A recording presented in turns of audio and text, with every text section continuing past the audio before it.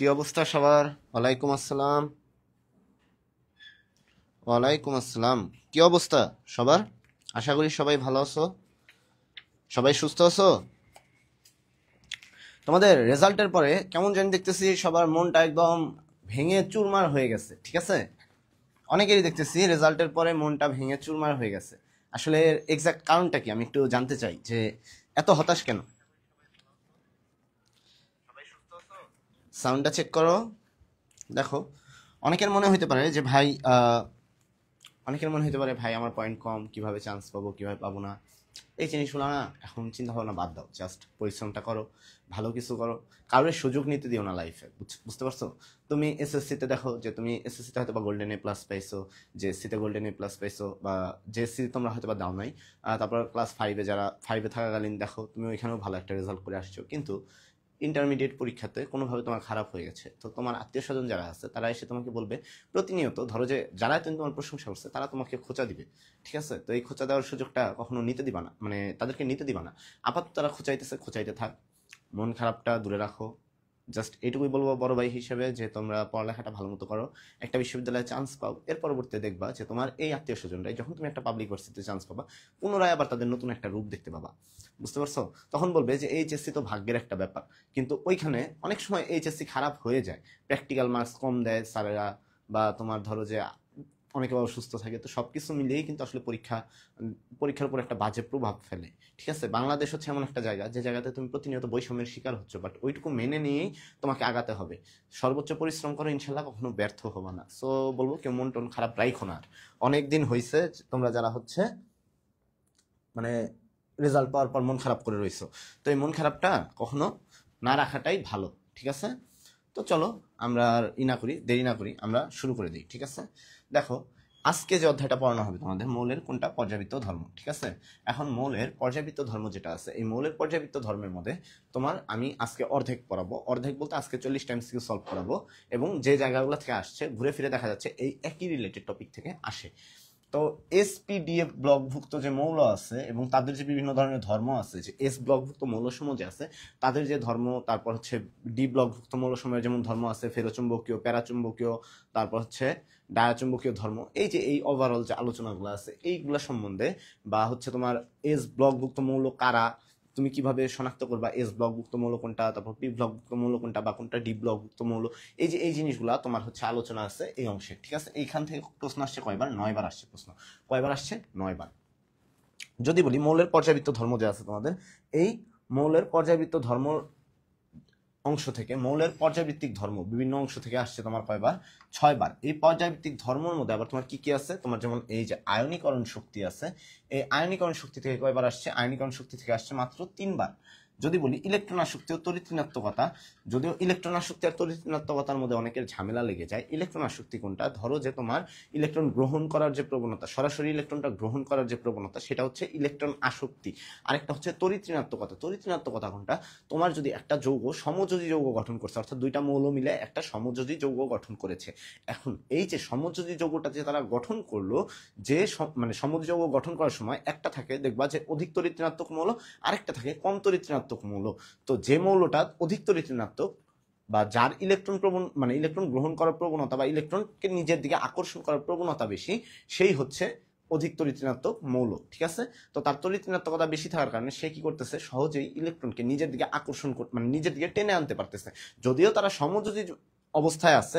যেমন তুমি কল্পনা করতে পারো এই সিএল যে যৌগটা আছে, এইখানে দেখো হাইড্রোজেনের চাইতে ক্লোরিনের তড়িৎ ঋণাত্মকতা অনেক বেশি, যার জন্য এই যে ইলেকট্রন যে থাকে না তাদের মধ্যে, এই যে ইলেকট্রন ধরো আছে তাদের মধ্যে এক জোড়া ইলেকট্রন আছে, যেটা দিয়ে তারা কি করছে? সমযোজী বন্ধনে আবদ্ধ হয়েছে। এখন এই ইলেকট্রন জোড়কে ক্লোরিন নিজের দিকে আকর্ষণ করার প্রবণতা বেশি হওয়ার কারণে ক্লোরিনের মধ্যে কি হয়েছে? আংশিক ঋণাত্মক, আর হাইড্রোজেনের মধ্যে আংশিক ধনাত্মক ধর্মের সৃষ্টি হয়েছে। এই যে তোমার সমযোজী বন্ধনে আবদ্ধ দুটি মৌলের মধ্যে, সমযোজী বন্ধনে আবদ্ধ দুটি মৌলের মধ্যে যে মৌলটা ইলেকট্রনকে নিজের দিকে আকর্ষণ করার প্রবণতা বেশি, সেই হচ্ছে তোমার কি মৌল বলো তো? সে হচ্ছে তড়িৎ ঋণাত্মক মৌল, ঠিক আছে? এই জিনিসগুলাই জাস্ট তোমার একটু পড়তে হবে। এরপরে বিভিন্ন রাসায়নিক বন্ধন, দেখো বিভিন্ন রাসায়নিক বন্ধন যে আছে, এই রাসায়নিক বন্ধন কোনটা তোমার সমযোজী বন্ধন, কোনটা সন্নিবেশ বন্ধন, কোনটা হচ্ছে তোমার আয়নিক বন্ধন। জাহাঙ্গীরনগরে এই অংশ থেকে প্রশ্ন আসছে, যে নিচের যেমন তোমার আসতে পারে NH4+, এই প্রশ্নটাই বা এই টাইপের প্রশ্ন অনেকবার আসছে, NH4+, SO4 2-, এই জিনিসগুলোর মধ্যে কি ধরনের বন্ধন ঘটছে, সন্নিবেশ, সমযোজী নাকি আয়নিক। ওভারঅল বলতে গেলে তোমার সন্নিবেশ বন্ধন ঘটছে, সমযোজী বন্ধনও ঘটছে। আবার যদি তুমি NH4+Cl যদি থাকে, NH4+Cl- বা NH4+Cl- বা NH4Cl, অর্থাৎ অ্যামোনিয়াম ক্লোরাইড যেটা আছে, এই অ্যামোনিয়াম ক্লোরাইডের মধ্যে কি ধরনের বন্ধন আছে, সন্নিবেশ, সমযোজী নাকি আয়নিক। 3 ধরনের বন্ধনই আছে তোমার। এই যে এই টাইপের জিনিসগুলো কিন্তু প্রশ্ন বেশি আসে, ঠিক আছে। জাহাঙ্গীরনগরের প্রশ্ন খুবই ইজি আসে। সো এই অধ্যায়টা অল্প পড়লে তোমরা মোটামুটি ভালো করতে পারবা, ঠিক আছে। তো চলো আমরা শুরু করে দিই, আর দেরি না করি। আচ্ছা, বেরিলিয়াম মৌলটা কোন গ্রুপের অন্তর্ভুক্ত? বেরিলিয়াম মৌলটা কোন গ্রুপের অন্তর্ভুক্ত? কোন একটা গ্রুপের অন্তর্ভুক্ত মৌল যদি তুমি বের করতে চাও, তাহলে তার ইলেকট্রন বিন্যাসটা আগে করতে হবে আমাদের। বেরিলিয়াম কত? তোমার পারমাণবিক সংখ্যা হচ্ছে 4, ঠিক আছে। এইভাবে করবা 1s2 2s2। দেখো বেরিলিয়ামের সর্বশেষ যে ইলেকট্রনটা আছে, এই যে এইখানে সর্বশেষ ইলেকট্রন কোথায় গেছে, সর্বশেষ ইলেকট্রনটা s অরবিটালে প্রবেশ করেছে, ঠিক আছে। সর্বশেষ ইলেকট্রন কোথায় গেছে, s অরবিটালে যদি যায়, তাহলে এস অরবিটালে গেলে তাহলে সে কি ব্লকভুক্ত মৌল? তোমরা কিন্তু সবাই জানো যে সর্বশেষ ইলেকট্রনটা যেখানে প্রবেশ করবে ওই ব্লকভুক্ত মৌল। যদি সর্বশেষ ইলেকট্রনটা পি অরবিটালে যেত, তাহলে সে পি ব্লকভুক্ত মৌল হতো।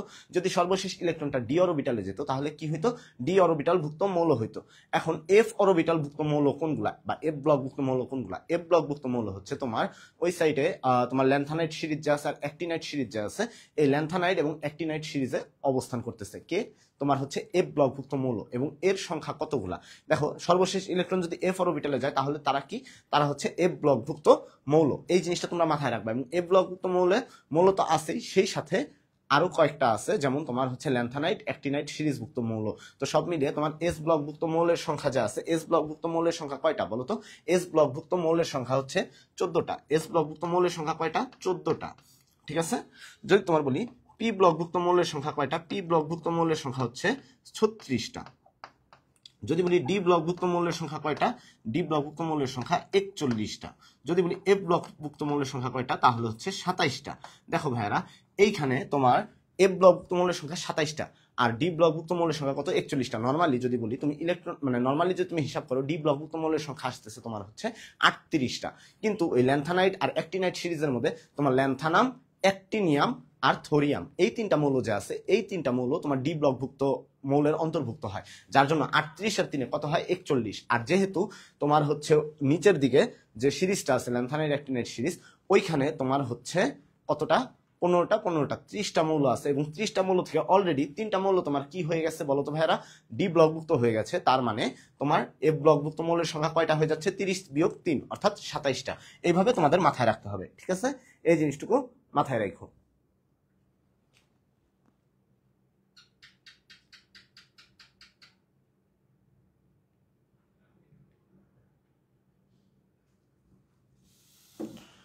আচ্ছা, তার মানে বি বেরিলিয়াম কোন গ্রুপের অন্তর্ভুক্ত বলতো? এস ব্লক মৌল, পি ব্লক মৌল, ডি ব্লক মৌল নাকি এফ ব্লক মৌল? আমরা যেহেতু দেখলাম যে বেরিলিয়ামের সর্বশেষ ইলেকট্রনটা কোথায় গেছে, এস এ গেছে, অর্থাৎ এস অরবিটালে গেছে। সো এটা কি, এস ব্লক মৌল, ঠিক আছে। এটা ছিল আনসার, অর্থাৎ প্রথমটার আনসার কত, এ। চলো আমরা পরবর্তী প্রশ্নে চলে যাই। অক্সিজেন কোন গ্রুপের মৌল? আচ্ছা, অক্সিজেনের ইলেকট্রন বিন্যাসটা আমরা একটু করি। অক্সিজেন 8,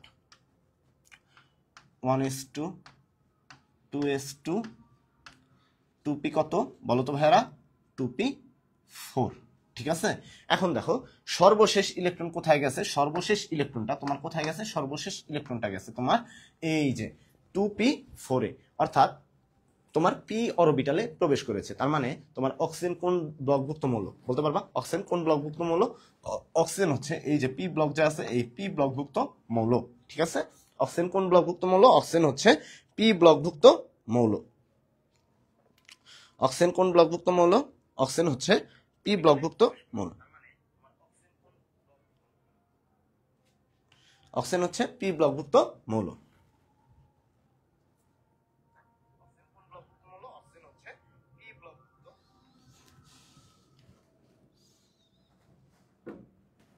চলো পরবর্তী প্রশ্নে চলে যাই আমরা। আচ্ছা, এই যে দেখো এখানে আছে কি ফেরাস। ফেরাস কোন গ্রুপের অন্তর্ভুক্ত মৌল? ফেরাস কোন গ্রুপের অন্তর্ভুক্ত মৌল? দেখো আমরা যদি ফেরাসের ইলেকট্রন বিন্যাস করে থাকি, ধরো ফেরাসের ইলেকট্রন বিন্যাসটা করলাম আমরা, ফেরাস কত 26, তাই না? তোমার ফেরাসের ইলেকট্রন বিন্যাস করতে গেলে তোমার আর্গন পর্যন্ত ঠিক আছে, মানে প্রথমে যে আছে 1s2 2s2 2p6 3s2 3p6 ওই পর্যন্ত হচ্ছে আর্গনের ইলেকট্রন বিন্যাস। তো আমরা আর্গনের ইলেকট্রন বিন্যাস লিখলাম, আর্গন লিখলাম এই জায়গায়, মানে আর্গনের ইলেকট্রন বিন্যাস পর্যন্ত ঠিক। এরপরে কি আসছে? এরপরে আসছে 3d, তারপরে আসছে 4s2 3d6। এখন দেখো ভাইয়ারা, এই যে এইখানে যে বলছে, যদি বলে যে ফেরাসের গ্রুপ নাম্বার বের করতে বললো, সাপোজ তোমার বললো ফেরাস কত নাম্বার গ্রুপে অবস্থান করতেছে, তোমরা পারবা সবাই? যদি বলে যে এরকম, আচ্ছা তার আগে আমি বলে রাখি এই ফেরাস কোন ব্লকভুক্ত মৌল। দেখো ফেরাসে কয়টা ইলেকট্রন আছে? তোমার ডি অরবিটাল আংশিক পূর্ণ। তোমার যদি এরকম থাকে ডি অরবিটাল, কোন সুস্থিত আয়নের ডি অরবিটাল, মানে কোন একটা যে পরমাণুটা আছে ওই পরমাণুটা কোন একটা আয়ন উৎপন্ন করছে, এবং আয়ন উৎপন্ন করার পরে যদি তার ডি অরবিটাল আংশিক পূর্ণ থাকে, অর্থাৎ ডি অরবিটালে যদি ইলেকট্রন সংখ্যা 1 থেকে 9 পর্যন্ত হয়, ডি অরবিটাল ফাঁকা বা ডি অরবিটাল পরিপূর্ণ এইরকম যেন না হয়, এইরকম হওয়া যাবে না। তাহলে কি হইতে হবে? ডি অরবিটাল আংশিক পূর্ণ হইতে হবে। কিসের? কোনো একটা পরমাণু আয়ন উৎপন্ন করছে, অর্থাৎ সুস্থিত আয়ন, যে আয়নটা খুবই স্থির অর্থাৎ বা স্থায়ী একটা আয়ন। এই স্থায়ী আয়ন উৎপন্ন করার পরে যদি তার ডি অরবিটাল আংশিক পূর্ণ অবস্থায় থাকে, তাহলে আমরা তাকে কি বলি বলো তো ভাইরা?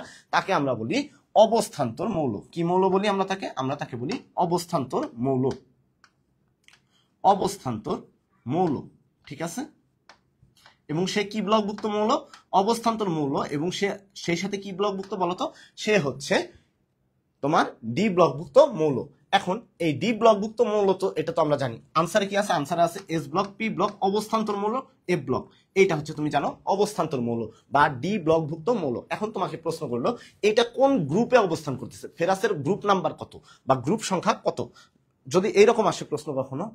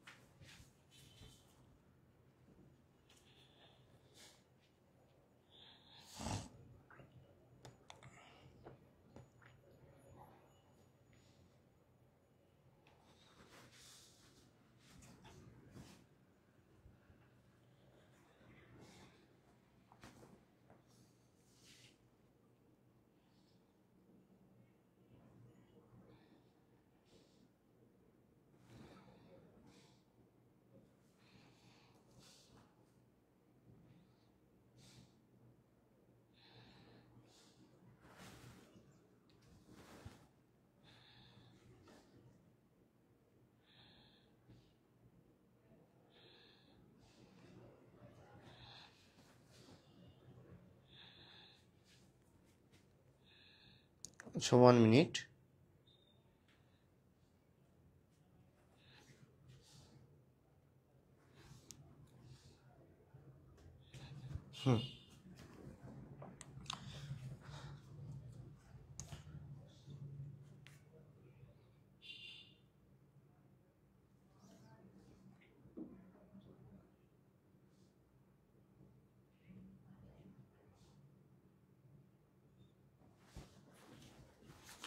আচ্ছা দেখো এটা কোন ব্লকভুক্ত মৌল বলতো? পর্যায় কত? গ্রুপ 8 আর পর্যায় হচ্ছে 4, ঠিক আছে? আচ্ছা তোমাকে আমি বলি, দেখো এইখানে যদি তুমি বের করতে বলো তাহলে কি করবা?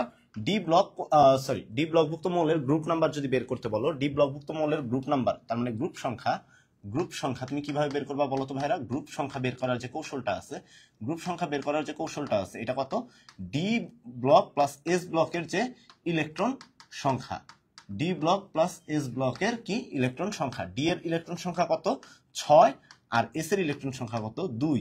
তার মানে হচ্ছে তোমার কত? 8। অর্থাৎ কয়টা ইলেকট্রন থাকবে তোমার, কত নাম্বার গ্রুপে থাকবে? সে 8 নাম্বার গ্রুপে অবস্থান করতেছে। যদি তোমার পি ব্লকভুক্ত মৌলের সংখ্যা যদি অনেক সময় বের করতে বলে, তাহলে কি করবা বলতো? 10 যোগ তোমার কত? এনএস 10 যোগ কত বলতো? যদি পি ব্লকভুক্ত মৌলের সংখ্যা বের করতে বলে, তাহলে তোমাদের কি করতে হবে? পি ব্লকভুক্ত কিন্তু আশা করি তোমরা সবাই পারবা, এটা কিন্তু খুবই সহজ, ঠিক আছে? পি ব্লকভুক্ত মৌলের সংখ্যা বের করতে বললে তুমি কি করবা 10 যোগ NH2 প্লাস NP 1 থেকে 6 পর্যন্ত যা আছে ওই জিনিসটা। তো চলো পরবর্তী প্রশ্নে আমরা চলে যাই। আচ্ছা, কোনটি এফ ব্লকের মৌলের ধর্ম? নরম ধাতু, শক্ত ধাতু, ভারী ধাতু নাকি হচ্ছে কোনোটি নয়? কোনটা এফ ব্লকের মৌলসমূহের ধর্ম? এটা মাথায় রাখতে হবে, কোনটা এফ ব্লকের মৌলসমূহের ধর্ম। এই জিনিসটা দেখি কে কে পারো। এফ ব্লকের মৌলসমূহের যে ধর্ম আছে কোনটা? নরম ধাতু, শক্ত ধাতু, ভারী ধাতু নাকি কোনোটি নয়? কোনটা এফ ব্লকের মৌলসমূহের ধর্ম? দেখি কে বলতে পারো এটা। আচ্ছা, এফ ব্লকের মৌলসমূহ যে আছে, এই এফ ব্লকের মৌলসমূহকে আমরা কি বলি বলতো? অন্ত অবস্থান্তর মৌল বলে থাকি না? এফ ব্লকের মৌলসমূহ, এফ ব্লক কি বলি আমরা বলতো? অন্ত অবস্থান্তর মৌল, অন্ত অবস্থান্তর মৌল। কি মৌল বলি? অন্ত অবস্থান্তর মৌল বলে থাকি, ঠিক আছে। এখন এই যে অন্ত অবস্থান্তর মৌল যা আছে, কেন বলি অন্ত অবস্থান্তর মৌল? কারণ এদের এফ অরবিটাল 1 থেকে 13 পর্যন্ত, অর্থাৎ এফ অরবিটাল যদি আয়ন উৎপন্ন করার পরে যদি এফ অরবিটাল তোমার কত 1 থেকে 13 পর্যন্ত থাকে, বা এফ অরবিটাল যদি আংশিক অপূর্ণ থাকে, ঠিক আছে, আংশিক অপূর্ণ থাকে, তাহলে আমরা তাকে কি বলবো বলতো? তাহলে আমরা তাকে বলবো হচ্ছে তোমার অন্ত অবস্থান্তর মৌল, ঠিক আছে। এখন এইটার যে ধর্মটা আছে, এই ধর্মগুলা তোমার মাথায় রাখার জন্য একটা কৌশল বলে দিই আমি, ঠিক আছে। অবলা সুভার গগলস 3 বার সংকুচিত, অবলা সুভার গগলস 3 বার সংকুচিত, মাথায় রাখবা। অবলা সুভার গগলস, অবলা সুভার মানে অবলা সুভার, সুভাকে একটা অবলা নারী, অর্থাৎ অবলা সুভার গগলস 3 বার, আচ্ছা 3 বারটা এই পাশে লিখি, 3 বার কেমন? সংকুচিত। অবলা সুভার গগলস কি 3 বার সংকুচিত, ঠিক আছে। অবলা সুভার গগলস কয়বার? 3 বার সংকুচিত। এখন অবলা দ্বারা তুমি কি বুঝবা? অবলা যে আছে, অবলা দ্বারা হচ্ছে অবলোহিত রশ্মি শোষণ করবে। অবলোহিত রশ্মি শোষণ কি? অবলোহিত রশ্মি কি করবে? অবলোহিত রশ্মি শোষণ করবে, ঠিক আছে। কি শোষণ করবে? এই যে অবলোহিত রশ্মি যা আছে, অবলোহিত রশ্মি কি করবে? তোমার শোষণ করবে, শোষণ করবে। এরপরে তোমার যদি বলি সুভা, এই যে দেখো সু দ্বারা কি বুঝবা? এই যে সু যা আছে, এই সু দ্বারা বুঝবা হচ্ছে সুপার পরিবাহী। কি পরিবাহী? সুপার পরিবাহী, সুপার পরিবাহী। এরপর যদি বলি ভার, এই ভার দ্বারা বুঝবা ভারী ধাতু। এটা কি? ভারী ধাতু, ঠিক আছে। ভার দ্বারা কি বুঝবা? ভার দ্বারা বুঝবা তুমি ভারী ধাতু। আচ্ছা, এরপরে তোমার যদি প্রশ্ন করি যে এইখানে তোমার গগলস দ্বারা কি বোঝায়? নর্মালি এই যে বিভিন্ন ধরনের গগলস আছে না, এই গগলস তৈরি করার ক্ষেত্রে, ঠিক আছে, এটা দিয়ে কি করা হয়? এগুলা দিয়ে গগলস তৈরি করা হয়। কি তৈরি? গগলস তৈরি।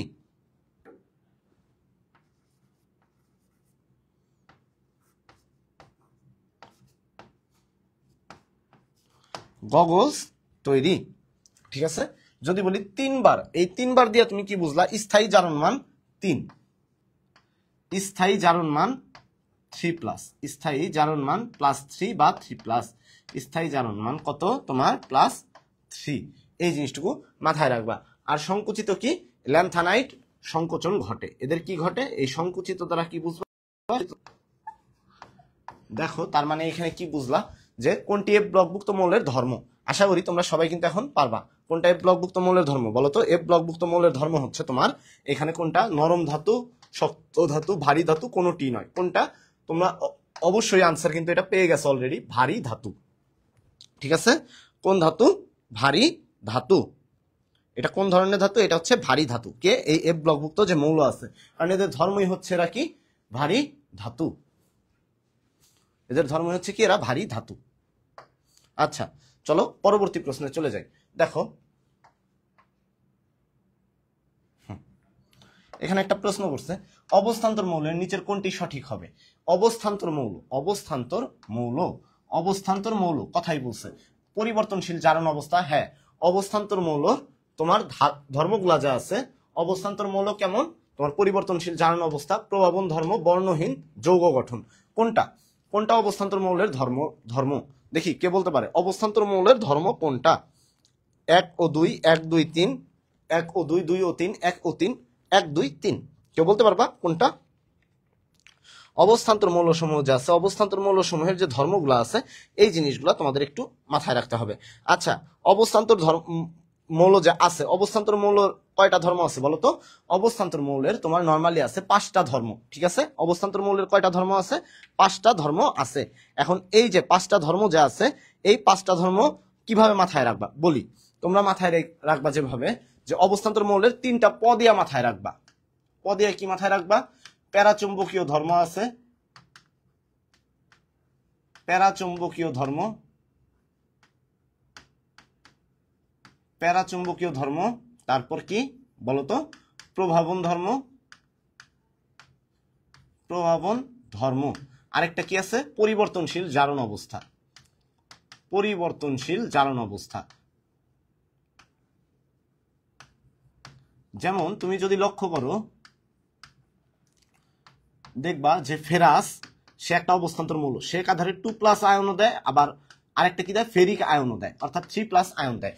ফেরাস আয়ন আর এটা কি? Ferric ion. তার মানে কি? তার জারণ অবস্থার পরিবর্তন ঘটতেছে। এই যে দেখো, তার যে জারণ অবস্থার পরিবর্তন ঘটছে, তার মানে কি? সে পরিবর্তনশীল জারণ অবস্থা দেখাচ্ছে, এবং সে কি করছে? প্রভাবন ধর্ম দেখাচ্ছে এবং প্যারাচুম্বকীয় ধর্ম দেখাচ্ছে। আচ্ছা, অবস্থান্তর মৌল কারা? যদি বলি জিঙ্ক, এটা কি অবস্থান্তর মৌল? জিঙ্কের দেখবা যে 3d অরবিটাল যেটা আছে, অর্থাৎ জিঙ্ক 2+ আয়ন বা জিঙ্ক আয়ন উৎপন্ন করলে সে কি করছে? সে একটাই আয়ন উৎপন্ন করে। জিঙ্ক কিন্তু কখনো 3+ আয়ন উৎপন্ন করবে না। যেমন তোমার জিঙ্ক যা আছে, এই জিঙ্ক হচ্ছে 30, এর ইলেকট্রন বিন্যাস করলে তুমি দেখবা যে এখান থেকে সে কি করতে পারে? জিঙ্ক 2+ আয়ন উৎপন্ন করতে পারে। এই যে জিঙ্ক 2+ আয়ন যে উৎপন্ন করলো, এইখানে তোমার কি আছে? 3d অরবিটাল যে আছে, 3d অরবিটাল পরিপূর্ণ অবস্থায় আছে। আবার স্ক্যান্ডিয়াম যে আছে, স্ক্যান্ডিয়াম এ কি করে? এর মধ্যে হচ্ছে তোমার স্ক্যান্ডিয়াম হচ্ছে 21, এ যখন আয়ন উৎপন্ন করে Sc তোমার কত? 3+। এখন এই স্ক্যান্ডিয়াম কি? 3d অরবিটাল দেখো পুরোপুরি ফাঁকা হয়ে গেছে। তার মানে স্ক্যান্ডিয়াম, জিঙ্ক এরা অবস্থান্তর মৌল নয়। এরা কোন ধরনের মৌল বলতে পারবা? এরা হচ্ছে তোমার নরমালি ডি ব্লকভুক্ত মৌল, বাট এরা কি নয়? এরা অবস্থান্তর মৌল নয়। যার জন্য দেখবা যে এরা পরিবর্তনশীল জারণ অবস্থাও প্রদর্শন করতেছে না, এরা প্রভাবন ধর্মরূপেও খুব একটা, এরা প্রভাবক রূপেও খুব একটা কাজ করতেছে না, ইভেন এরা প্যারাচুম্বকীয় ধর্ম প্রদর্শন করতেছে না। বরং এই জিঙ্ক স্ক্যান্ডিয়াম যা আছে, এরা অনেকটা তোমার কি? ডায়াচুম্বকীয় পদার্থ বলতে পারো তুমি। এরা কি ধরনের পদার্থ? এরা হচ্ছে ডায়াচুম্বকীয় পদার্থ, ঠিক আছে? এরা কি ধরনের পদার্থ? এরা হচ্ছে তোমার ডায়াচুম্বকীয় পদার্থ, অর্থাৎ যাদের চুম্বক ধর্ম নাই তারা কি? তারা হচ্ছে ডায়াচুম্বকীয় পদার্থ। এই জিনিসগুলো জাস্ট একটু মাথায় রেখো। এখন দেখো, আমাদের যে জিনিসটা মাথায় রাখতে হবে, প্যারাচুম্বকীয় ধর্ম প্রদর্শন করে এবং সেই সাথে কি করে? তোমার আরেকটা জিনিস মাথায় রাখবা, সে হচ্ছে অবস্থান্তর মৌল, রঙিন আয়ন বা রঙিন যৌগ, রঙিন আয়ন বা রঙিন যৌগ। আর রঙিন যে যৌগ গঠন করবে, এই রঙিন যৌগ বা জটিল যৌগ গঠন করবে, রঙিন যৌগ এবং কি?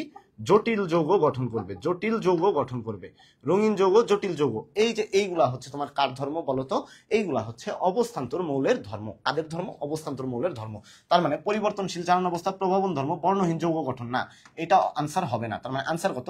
1 আর 2 যা আছে, 1 আর 2, তার মানে অপশন হচ্ছে আমার এ, অর্থাৎ এ নাম্বার অপশনে আছে 1 ও 2। তার মানে তোমার আনসার হচ্ছে কত? আনসার হচ্ছে 1 ও 2, ঠিক আছে? আনসার কত হচ্ছে? আনসার হচ্ছে 1 ও 2। আশা করি তোমরা সবাই এটা পারবা। চলো আমরা এখন পরবর্তী প্রশ্নে চলে যাই, ঠিক আছে?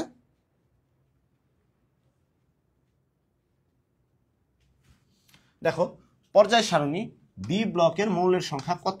পর্যায় সারণী যা আছে, এই পর্যায় সারণীতে ডি ব্লকভুক্ত মৌলের সংখ্যা কত?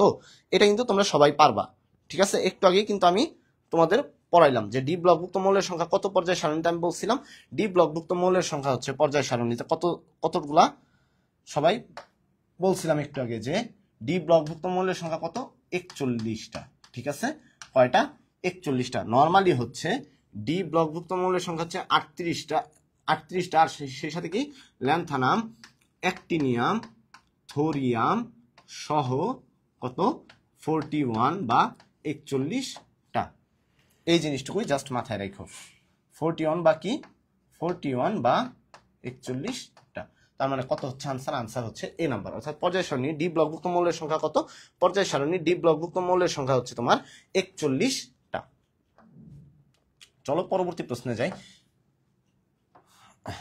এখানে কি বলছে, গবেষণাগারে নিষ্ক্রিয় পরিবেশে রাসায়নিক বিক্রিয়া ঘটার সময় কোন গ্যাস ব্যবহৃত হয়। অর্থাৎ গবেষণাগার যে আছে এই গবেষণাগারগুলোতে তোমার নিষ্ক্রিয় পরিবেশে রাসায়নিক বিক্রিয়া ঘটাবার সময় কোন গ্যাস ব্যবহৃত হয়, কোন গ্যাস ব্যবহৃত হয়।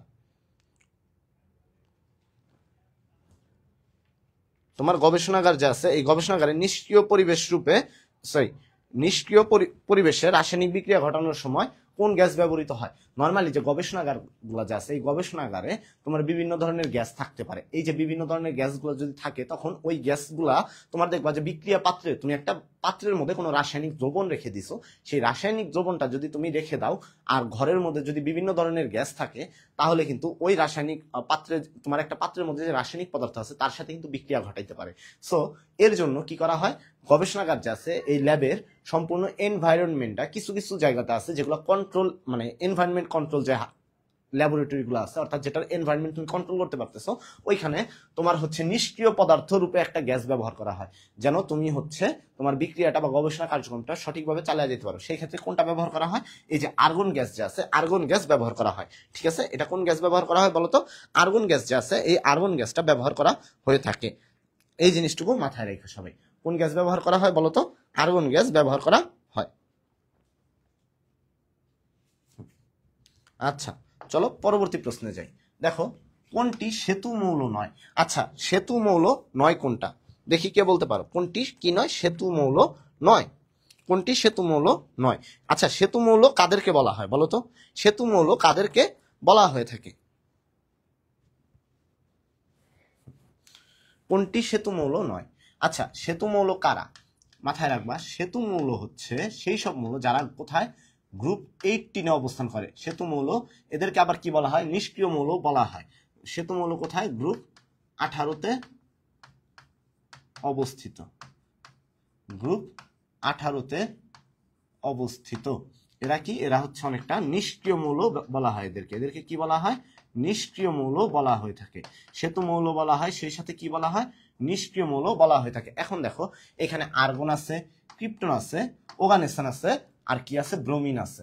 তো এই যে তিনটা যে আছে এরা তিনটা হচ্ছে গ্রুপ 18-তে অবস্থিত। কোথায়, গ্রুপ 18-তে, গ্রুপ 18-তে অবস্থিত, গ্রুপ 18। বা এরা কি, এরা তিনটা হচ্ছে সেতু মৌল বা নিষ্ক্রিয় মৌল। ঠিক আছে, ফলে আনসার কোনটা, সেতু মৌল নয় কোনটা, এই যে ব্রোমিন যে আছে এই ব্রোমিন হচ্ছে সেতু মৌল নয়। এখন প্রশ্ন আসলো যে ব্রোমিন কোনটা, তাহলে ক্লোরিন, আয়োডিন, ব্রোমিন। ঠিক আছে, ফ্লোরিন, ক্লোরিন, আয়োডিন, ব্রোমিন, এদেরকে বলা হয় হ্যালোজেন্স। এ হচ্ছে হ্যালোজেন মৌল। কি হ্যালোজেন কারা, যারা লবণ উৎপন্নকারী, এরা কি হ্যালোজেন মৌল। ব্রোমিন কি, ব্রোমিন হচ্ছে হ্যালোজেন মৌল। অর্থাৎ গ্রুপ 17-র যে মৌলসমূহ আছে মাথায় রাখবা, আমি কয়েকটা বলে দিচ্ছি। গ্রুপ 17, গ্রুপ 17 হচ্ছে হ্যালোজেন, গ্রুপ 17 এরা কি, এরা হচ্ছে হ্যালোজেন। ঠিক আছে, গ্রুপ 17 হচ্ছে হ্যালোজেন। যদি বলি গ্রুপ হচ্ছে 16, গ্রুপ 16-কে কি বলা হয় বলতো, চ্যালকোজেন্স। আচ্ছা চ্যালকোজেন কারা, যারা হচ্ছে আকরিক উৎপন্ন করে। ঠিক আছে, চ্যালকোজেন্স বা আকরিক উৎপন্নকারী, আকরিক উৎপন্নকারী। ঠিক আছে, যদি বলি গ্রুপ 15-র মৌলসমূহকে কি বলা হয়, গ্রুপ 15-র মৌলসমূহ যা আছে এদেরকে বলা হয় নিকটোজেন্স। নিকটোজেন্স, নিকটোজেন্সের বাংলা কি, শ্বাসরোধকারী, শ্বাসরোধকারী। এই জিনিসগুলো মাথায় রাখো, শ্বাসরোধকারী। আর গ্রুপ 14 যা আছে এই গ্রুপ 14-র মৌলসমূহ যারা আছে এরা মোটামুটি তোমার হচ্ছে অনেকটা অপধাতুর নেয়, কেউ কেউ আচরণ করে। ঠিক আছে, তো এই তিনটা সম্বন্ধে বেশি আসে। গ্রুপ 18 হচ্ছে সেতু মৌল বা নিষ্ক্রিয় মৌল, গ্রুপ 17 হচ্ছে হ্যালোজেন্স বা লবণ উৎপন্নকারী, গ্রুপ 16 হচ্ছে চ্যালকোজেন্স বা আকরিক উৎপন্নকারী, আর গ্রুপ 15 হচ্ছে নিকটোজেন্স বা শ্বাসরোধকারী। এই জিনিসগুলো একটু জাস্ট মাথায় রাখো। চলো পরবর্তী প্রশ্নে আমরা চলে যাই। নিকটোজেন, এই যে দেখো আগেই আমরা পড়লাম, আগের প্রশ্নেই পড়লাম, এই প্রশ্নেই চলে আসছে। দেখি তো আগের প্রশ্নটা কত সালে আসছে, 2021-এ আসছে। এই প্রশ্নটাও 2021-এ আসছে। জাস্ট তোমার কি শিফট চেঞ্জ, অর্থাৎ এক শিফটে আসছে একটা, আরেক শিফটে আসছে আরেকটা। এখন তোমার মাথায় রাখতে হবে এখানে নিকটোজেন মৌল কোনটা। দেখো নিকটোজেন মৌল কোনটি, তোমার প্রশ্ন মাথায় রাখতে হবে কোনটা। এই যে এখানে কি বলছি আমরা, নিকটোজেন মৌল কোনটি। তো নিকটোজেন মৌল কোনটা, কার্বন প্লাম্বাম, জিঙ্ক নাকি ফসফরাস? তুমি যদি একটু লক্ষ্য করো এখানে ফসফরাস যা আছে, এই ফসফরাস কত নম্বর গ্রুপে আছে? ফসফরাস হচ্ছে গ্রুপ 15 এর মৌল। কিভাবে আমরা গ্রুপ নির্ণয় করব দেখি। ফসফরাসের ক্ষেত্রে এ হচ্ছে 15। অনেকে ভাববে যে 15 নাম্বার মৌল দেখা এ 15তে অবস্থা না। 1s2, 2s2, 2p6, 3s2, 3p3। দেখো তুমি যদি পি ব্লকভুক্ত মৌলসমূহের গ্রুপ সংখ্যা বের করতে যাও তাহলে কি করতে হবে? গ্রুপ সংখ্যা বের করতে গেলে তোমার কি করতে হবে? 10 যোগ করো, 10 plus P plus S, sorry S plus P. দেখো এসে আছে 2টা, পিতে আছে কয়টা? 3টা। তার মানে 10 যোগ 2 যোগ কত? 3। তার মানে কত নাম্বার গ্রুপে অবস্থান করতেছে? সে হচ্ছে 15 নাম্বার গ্রুপে অবস্থান করতেছে। তার মানে তোমার এই যে 15 নাম্বার গ্রুপ বা গ্রুপ 15 এর মৌলসমূহ যারা আছে তাদেরকে আমরা কি বলছি? নিকটোজেন্স বলছি। এখানে গ্রুপ 15 তে কে অবস্থিত? এই ফসফরাসটা অবস্থিত। তার মানে আনসার কোনটা? আনসার হচ্ছে তোমার ডি নাম্বারটা। ঠিক আছে। জিঙ্ক যেটা আছে, জিঙ্ক হচ্ছে তোমার ডি ব্লকভুক্ত মৌল।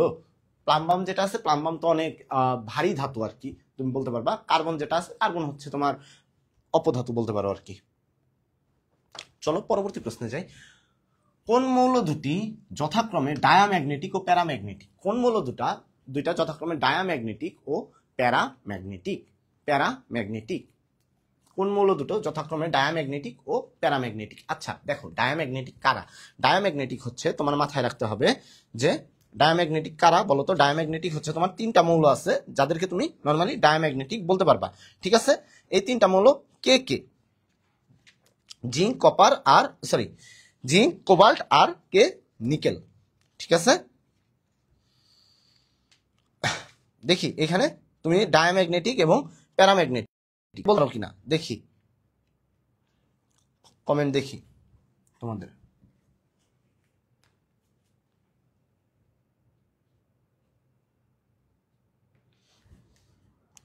কেউ বলতে পারবে এটা ভাইরা? এই প্রশ্নের উত্তরটা, কোন মৌল দুটি যথাক্রমে ডায়াম্যাগনেটিক ও প্যারাম্যাগনেটিক? কোন মৌল দুটা যথাক্রমে ডায়াম্যাগনেটিক ও প্যারাম্যাগনেটিক?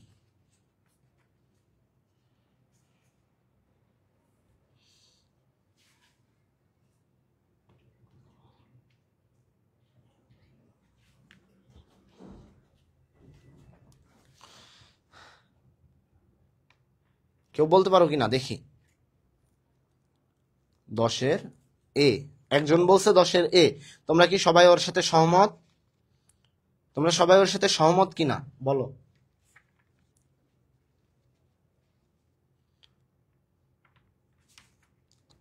তোমরা সবাই যদি ওর সাথে সহমত থাকো তাহলে জানাও।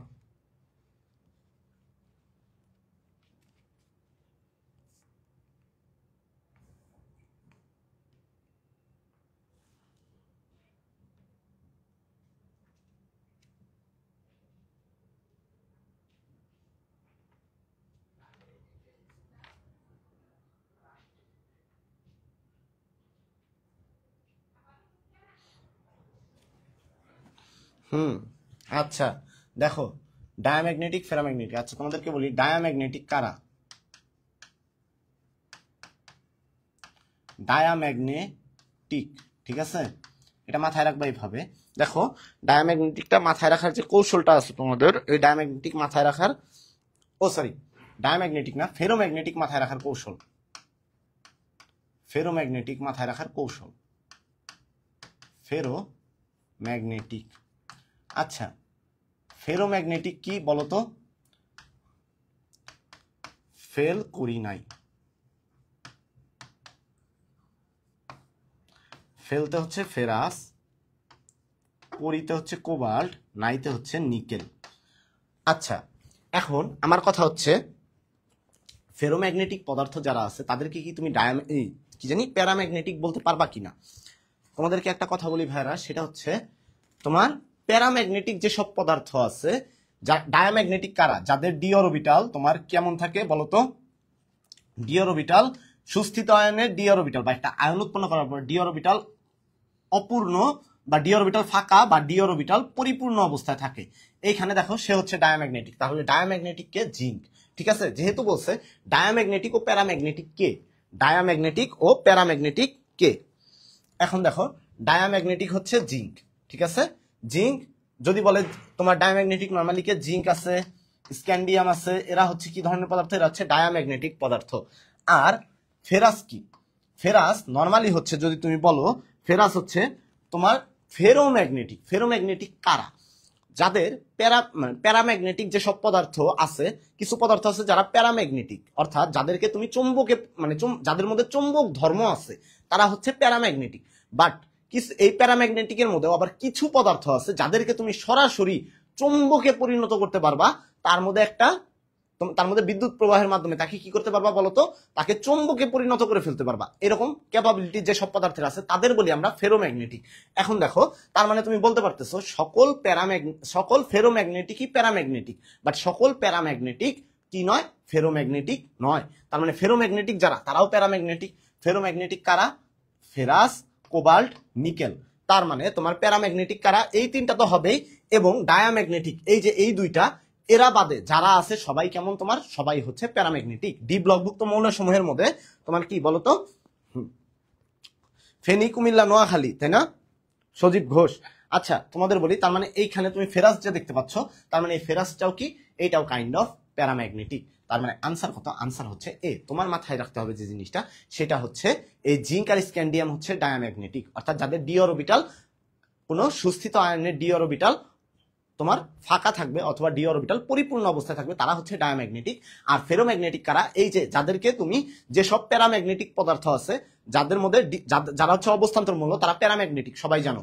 কিন্তু এর মধ্যেও কিছু স্পেসিফিক মৌল আছে এই প্যারাম্যাগনেটিক মৌলসমূহের মধ্যে, যাদেরকে তুমি সরাসরি চুম্বকে পরিণত করতে পারবা, তারা হচ্ছে ফেরোম্যাগনেটিক। যেমন তোমার ফেরাস, তারপরে কি কোবাল্ট, আর একটা হচ্ছে নিকেল, যাদেরকে তুমি সরাসরি কি করতে পারবা? চুম্বকে পরিণত করতে পারবা। তার মানে তুমি বলতে পারছো সকল ফেরোম্যাগনেটিকই প্যারাম্যাগনেটিক, বাট সকল প্যারাম্যাগনেটিক ফেরোম্যাগনেটিক নয়। তার মানে তোমার এখানে আনসার কত? আনসার হচ্ছে জিঙ্ক ও ফেরাস। আর প্রথমেই মাথায় রাখবা। আচ্ছা দেখো, এই যে ডায়াম্যাগনেটিক যেটা আছে, প্রথমেই কিন্তু বলছে ডায়াম্যাগনেটিকের কথা। তার মানে তোমার চিন্তা করতে হবে যে জিঙ্ক যেহেতু ডায়াম্যাগনেটিক, প্যারাম্যাগনেটিক হচ্ছে পরের, মানে দ্বিতীয়টা আছে প্যারাম্যাগনেটিক, তার মানে দ্বিতীয়টা হচ্ছে প্যারাম্যাগনেটিক। এই ক্রমানুসারে সাজাবা। অনেক সময় তোমার অপশনে এরকম থাকতে পারে ফেরাস ও জিঙ্ক, ফেরাস ও জিঙ্ক, এইরকম অবস্থায়। এই যেমন দেখো, এখানে বি নাম্বার অপশন আছে, অনেকের মনে হইতে পারে যে বি নাম্বার ফেরাস ও জিঙ্ক। এখন দেখো, কিন্তু এখানে ডায়াম্যাগনেটিকের কথা আগে বলছে, তার মানে জিঙ্ক আগে আসবে, আর প্যারাম্যাগনেটিকের কথা পরে বলছে, তার মানে ফেরাসটা পরে যাবে। আশা করি তোমরা মাথায় রাখতে পারবা। দেখো, তুমি ডায়াম্যাগনেটিকের কথা যদি মাথায় রাখতে পারো, এরা কি ডায়াম্যাগনেটিক, ডায়াম্যাগনেটিক আর প্যারাম্যাগনেটিক, ফেরোম্যাগনেটিক, এই দুইটার কথা তুমি মাথায় রাখতে পারো। এই দুইটা বাদে যা যা পদার্থ আছে ডি ব্লকভুক্ত মৌলসমূহের মধ্যে বা অবস্থান্তর মৌলসমূহের মধ্যে যে যে পদার্থগুলো আছে, এরা সবাই কেমন বলতো? এরা সবাই হচ্ছে প্যারাম্যাগনেটিক। আশা করি তোমরা এই জিনিসটা ক্লিয়ার। ঠিক আছে? চলো পরবর্তী প্রশ্নে যাই। ক্যান্সার চিকিৎসার ক্ষেত্রে কোন নিষ্ক্রিয় গ্যাস ব্যবহৃত হয়? দেখো, ক্যান্সার চিকিৎসার ক্ষেত্রে কোন নিষ্ক্রিয় গ্যাস ব্যবহৃত হয়? ক্যান্সার চিকিৎসায় কোন নিষ্ক্রিয় গ্যাস ব্যবহৃত হয়? ঠিক আছে, এই টাইপের যদি প্রশ্ন আসে, এইগুলো মাথায় রাখবা যে ক্রিপ্টন, রেডন, নিয়ন, আর্গন। এর মধ্যে রেডন যা আছে, এই যে রেডন যা আছে, সে কি করতে পারে? সে বিভিন্ন ধরনের তেজস্ক্রিয় রশ্মি কিন্তু উৎপন্ন করার ক্যাপাবিলিটি আছে। আর তেজস্ক্রিয় রশ্মি উৎপন্ন করার মাধ্যমে কেমোথেরাপি দেওয়া হয়, এবং কেমোথেরাপির মাধ্যমে তোমার কি করা হয় বলতো? ক্যান্সার কোষকে অনেক সময় ধ্বংস করা হয়। তার মানে আনসার কোনটা? আনসার হচ্ছে তোমার রেডন। ক্রিপ্টন, নিয়ন, আর্গন এরা নয়, কারণ এরা হচ্ছে তোমার তেজস্ক্রিয় মৌল নয়। নর্মালি যদি বলি, এরা হচ্ছে নর্মাল তোমার নিষ্ক্রিয় মৌল, বাট নিষ্ক্রিয় মৌলের মধ্যেও কিন্তু আবার তেজস্ক্রিয় প্রবণতা আছে, যেটা রেডনের কিছুটা আছে, বাকিদের নাই, যার জন্য রেডন ব্যবহার করা হয়ে থাকে। ঠিক আছে, চলো পরবর্তী প্রশ্নে চলে যাই আমরা। পরবর্তী প্রশ্নে যাই। সালফারের সক্রিয় অবস্থায় ইলেকট্রন বিন্যাস কোনটি? সালফারের সক্রিয় অবস্থায় ইলেকট্রন বিন্যাস কোনটি? এটা তোমার মাথায় রাখতে হবে। সালফারের সক্রিয় অবস্থায় ইলেকট্রন বিন্যাস কোনটি? সালফার সক্রিয় অবস্থায় ইলেকট্রন বিন্যাস করছে। এখন সালফারের সক্রিয় অবস্থায় আমরা একটু ইলেকট্রন বিন্যাসটা দেখব। সালফারের কি দেখবো বলতো? সালফারের ইলেকট্রন বিন্যাস দেখলে আমরা সালফারের সক্রিয় অবস্থায় ইলেকট্রন বিন্যাসটা নির্ণয় করতে পারবো। ঠিক আছে, সালফারের ইলেকট্রন বিন্যাসটা আমরা দেখব, দেখার পরে আমরা কি করব? সালফারের সক্রিয় অবস্থায় ইলেকট্রন বিন্যাসটা নির্ণয় করতে পারবো।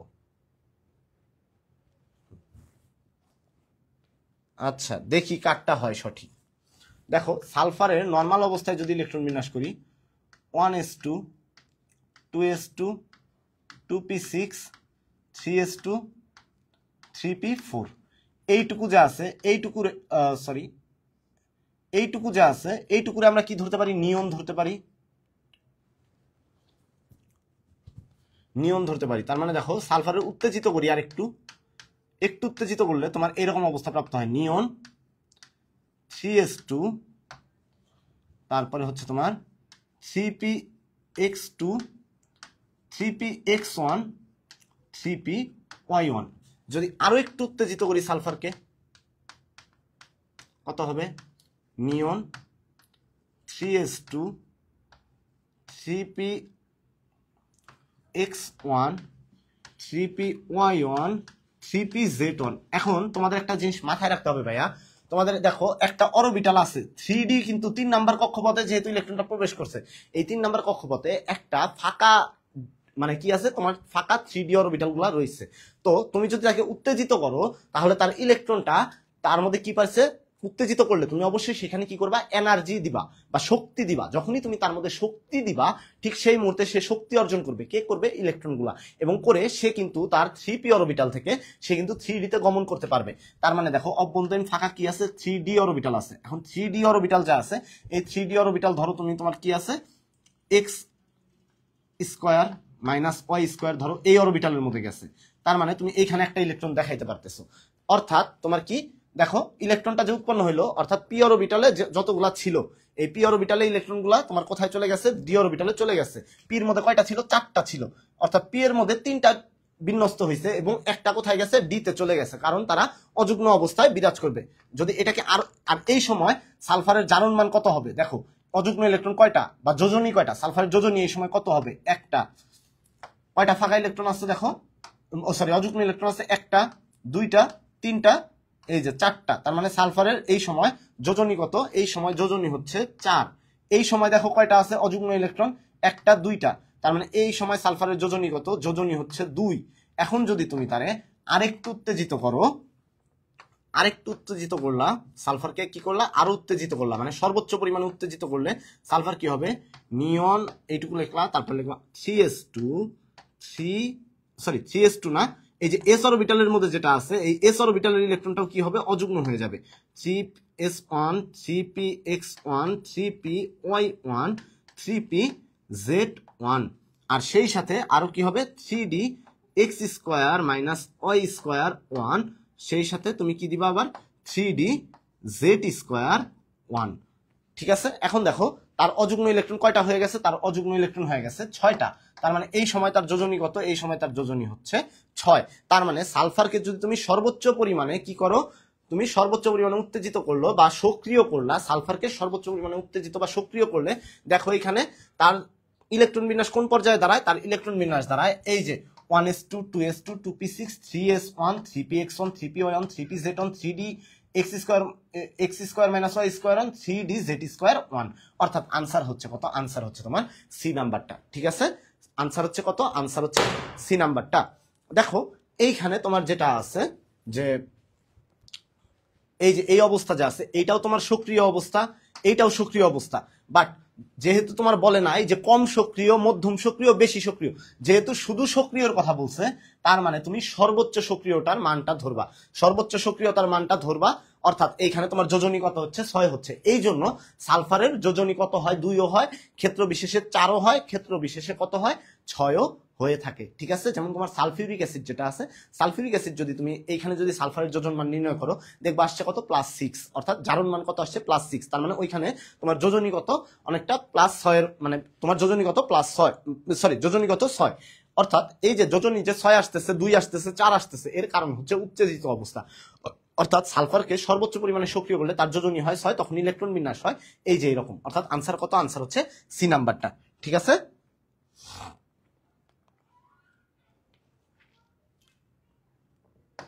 চলো দেখো আয়রনের সর্ববহিষ্ঠ স্তরের ইলেকট্রন বিন্যাস কোনটি, 3d6 4s2, 3d5 4s3, 3d4 4s4, 3p6 4s2। আচ্ছা দেখো আয়রন বা ফেরাস কত, ফেরাস হচ্ছে 26। এখন 26 যেহেতু আছে, এর ইলেকট্রন বিন্যাসটা যদি তুমি করো কত আসতেছে, 1s2।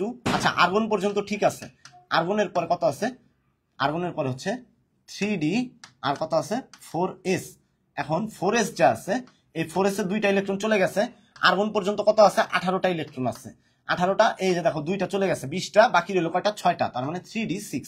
এখন যদি তোমার বলে যে ফেরাসের সর্বশেষ ইলেকট্রন সর্ববহিস্থ স্তরের ইলেকট্রন বিন্যাস কোনটা, এই যে সর্ববহিস্থ স্তরের ইলেকট্রন বিন্যাস কোনটি ফেরাসের, দেখো 3d6 4s2 নাকি হচ্ছে 3d5 4s3, কোনটা? দেখো ইলেকট্রন বিন্যাস কিন্তু অলরেডি আমি করে দিছি, তোমাদের জন্য কিন্তু এখন এইটার আনসার করা খুবই সহজ, ঠিক আছে?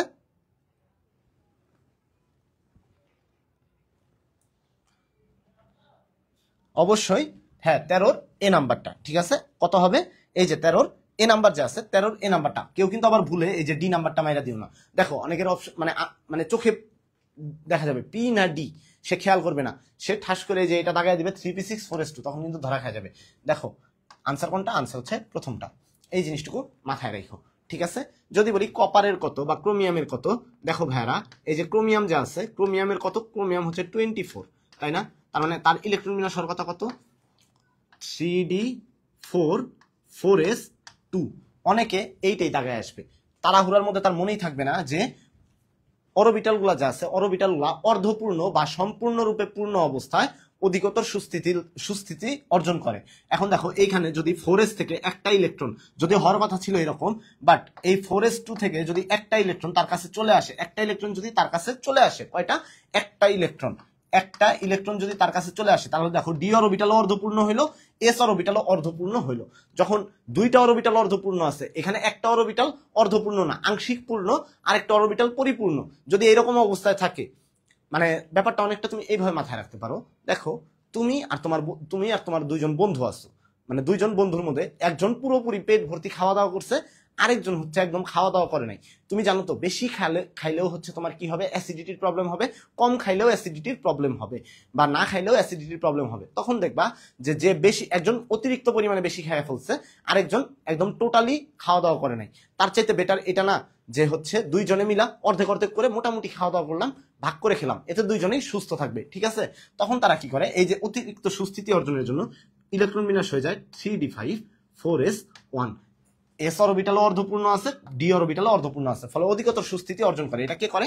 এটা হচ্ছে ক্রোমিয়ামের ইলেকট্রন বিন্যাস। এই যে এইটা কিন্তু দিতে পারে ক্রোমিয়াম, এইগুলা ব্যতিক্রম কিন্তু দিতে পারে ক্রোমিয়াম। তারপরে কে আছে? কপারের ইলেকট্রন বিন্যাস যেটা আছে, এই জিনিসগুলো একটু মাথায় রাখবা। চলো পরবর্তী প্রশ্নে যাই। কোন ইলেকট্রন বিন্যাসটি সঠিক নয়? দেখো কোন ইলেকট্রন বিন্যাসটা সঠিক নয়। সিলিকনের যেটা আছে, দেখো সিলিকনের কত পারমাণবিক সংখ্যা বলো তো? সিলিকনের পারমাণবিক সংখ্যা কত?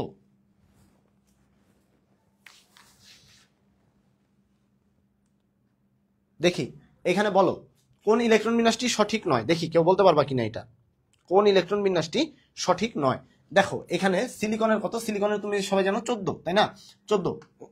এই যে দেখো 1s2 2s2 2p6 এই পর্যন্ত ঠিক আছে, 3s2 3p2, অর্থাৎ 14 যেহেতু সিলিকনের কত? 14। ইলেকট্রন হিসাব করো 1s2 2s2 2p6 3s2 3p2, তার মানে 14টা ইলেকট্রন আছে।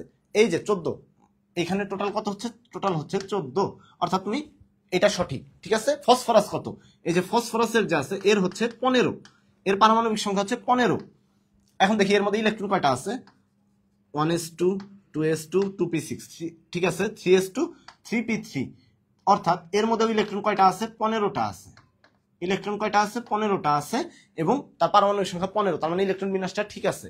দেখো ক্রোমিয়াম যেটা আছে 1s2 2s2 2p6 3s2 3d5 4s1, তার মানে এটা কি ঠিক আছে? অর্থাৎ ঠিক আছে, এটাও কি ঠিক আছে, অর্থাৎ রাইট, ঠিক আছে? এখন কোবাল্ট যেটা আছে, কোবাল্টের পারমাণবিক কত? ক্রোমিয়ামের পারমাণবিক সংখ্যা হচ্ছে 24, আর কোবাল্টের কত? কোবাল্টের হচ্ছে 27 বা 27। 1s2 2s2 2p6 3s2 3p6 এই পর্যন্ত ঠিক আছে। দেখো 4s1 আছে 3d8 আছে, এটা হবে কখনো না ভাইয়া, কারণ এইখানে তোমার 4s থেকে আগে কোথায় যাবে? আগে যাবে 4s এ, তার মানে এটা আনসার হবে কত? 4s2 3d7। এখন ভাইয়া এইখানে তোমার মনে হতে পারে ক্রোমিয়ামের কাছে কেন 3d5 হইলো 4s1 হইলো, কিন্তু এর কাছে কেন 4s2 হইলো? কারণ ক্রোমিয়ামের মধ্যে তোমার 3d4 হয়েছিল আর 4s2 হয়েছিল, তখন ওই যে এস অরবিটাল পরিপূর্ণ, আর এস অরবিটাল যদি একটা ইলেকট্রন দিয়ে দেয় তাহলে এস অরবিটাল অর্ধপূর্ণ হবে, ডি অরবিটাল অর্ধপূর্ণ হবে, ফলে অধিকতর সুস্থিতির জন্য এস অরবিটাল একটা ইলেকট্রন কাকে দেয়? ডি অরবিটালকে দিয়ে দেয়। কিন্তু এইখানে দেখো এস অরবিটাল যদি আদৌ একটা ইলেকট্রন ডি অরবিটালকে দেয়, ডি অরবিটাল তাও পরিপূর্ণও হচ্ছে না, আংশিক পূর্ণ বা অর্ধপূর্ণ হচ্ছে না, ঠিক আছে। ডি অরবিটাল যেমন ছিল আংশিক পূর্ণ অবস্থায়, এস অরবিটাল একটা ইলেকট্রন দিলেও ওই আংশিক থাকবে, আংশিক পূর্ণ অবস্থায় থাকবে, যার জন্য এস অরবিটাল তাকে ইলেকট্রন দিবে না। অর্থাৎ সঠিক ইলেকট্রন বিন্যাস হইতো যদি 3d7 4s2 হইতো। তার মানে কোন ইলেকট্রন বিন্যাসটি সঠিক নয়? এখানে কোবাল্টের যে ইলেকট্রন বিন্যাসটা আছে, এই কোবাল্টের ইলেকট্রন বিন্যাসটা সঠিক নয়। চলো পরবর্তী প্রশ্নে যাই। কপারের সর্ববহিস্থ স্তরের ইলেকট্রন বিন্যাস কোনটি? কপারের পারমাণবিক সংখ্যা কত? কপারের পারমাণবিক সংখ্যা হচ্ছে 29 বা 29। আর্গন পর্যন্ত ঠিক আছে, আর আর্গন পর্যন্ত রাখার পরে 3d4s এটা মাথায় রাখবা। এখন 4s এ কয়টা যাবে? 4s এ যাবে 2টা। 4s এ 2টা গেলে দেখো কত হয়েছে, এখানে 3d9 হয়ে গেছে। এখন 3d যে 9 হয়ে গেল, তোমার মাথায় রাখতে হবে 4s তাহলে কত হয়েছে? 4s পরিপূর্ণ বা ডি অরবিটাল কি আংশিক পূর্ণ। কিন্তু 4s যদি একটা ইলেকট্রন ডি অরবিটালকে দিয়ে দেয় তাহলে কি হচ্ছে? তাহলে হচ্ছে ডি অরবিটাল পরিপূর্ণ হয়ে যাচ্ছে, আর এস অরবিটাল কি হচ্ছে? অর্ধপূর্ণ অবস্থায় হচ্ছে। এখন দেখো এই জন্য এস অরবিটাল কি করবে? এস অরবিটাল হচ্ছে স্যাক্রিফাইস করবে, ঠিক আছে। যেমন এস অরবিটাল হচ্ছে তুমি মাথায় রাখতে পারো ছেলে হিসাবে, আর ডি অরবিটালকে মাথায় রাখতে পারো মেয়ে হিসাবে। এখন মেয়ে মানুষ কি, সে পরিপূর্ণ সবকিছু চায়, তো তাকে যদি তুমি একটু কম দাও সে কান্নাকাটি শুরু করে দিবে। অর্থাৎ সে কি হবে? সে কান্নাকাটি শুরু করে দিবে, সেই স্থির অবস্থায় থাকবে না। তখন এস অরবিটাল হচ্ছে ছেলে। দেখবা যে কোনো কিছুতে ছেলেরা কম্প্রোমাইজ বেশি করে, তাই না? বা ছেলেরা স্যাক্রিফাইস বেশি করে। তখন এস অরবিটাল বলতেছে ঠিক আছে, ও যেহেতু কান্নাকাটি করতেছে তাহলে আমি ওকে একটা অরবিটাল, একটা ইলেকট্রন দিয়ে দিই। অর্থাৎ এই একটা ইলেকট্রন একে দিয়ে দিলে 3d কি হয়ে যাচ্ছে? 3d10 হয়ে যাচ্ছে, আর 4s কত হয়ে যাচ্ছে? 1 হয়ে যাচ্ছে। এখন দেখো এইটা হচ্ছে কপারের সঠিক ইলেকট্রন বিন্যাস, ঠিক আছে। এইভাবে হচ্ছে কপার কি করে? অনেকটা সুস্থিতি অর্জন করে। মাঝখান থেকে কে হচ্ছে? ছেলে হচ্ছে একটু কম্প্রোমাইজ করছে। ছেলে কম্প্রোমাইজ না করলে আসলে মেয়ে কিন্তু এত সুস্থিতি অর্জন করতে পারতো না। এখন 15 কত হবে? তার মানে দেখো 15 নম্বর এমসিকিউ, কপারের সর্ববৈশিষ্ট্য ইলেকট্রন বিন্যাস কোনটি? 3d10 4s1 3d5 4s4 না, এই যে প্রথম যেটা দেওয়া আছে এই প্রথমটাই হচ্ছে তোমার কি আনসার, অর্থাৎ 3d10 4s1। আচ্ছা চলো পরবর্তীতে যাই। কোনটির ক্যাটায়ন বেশি সুস্থিত?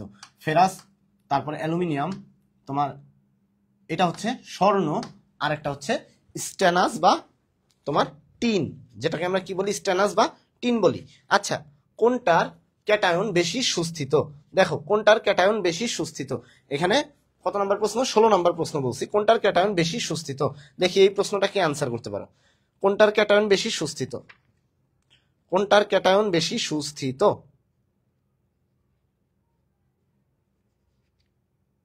কোনটার ক্যাটায়ন বেশি সুস্থিত?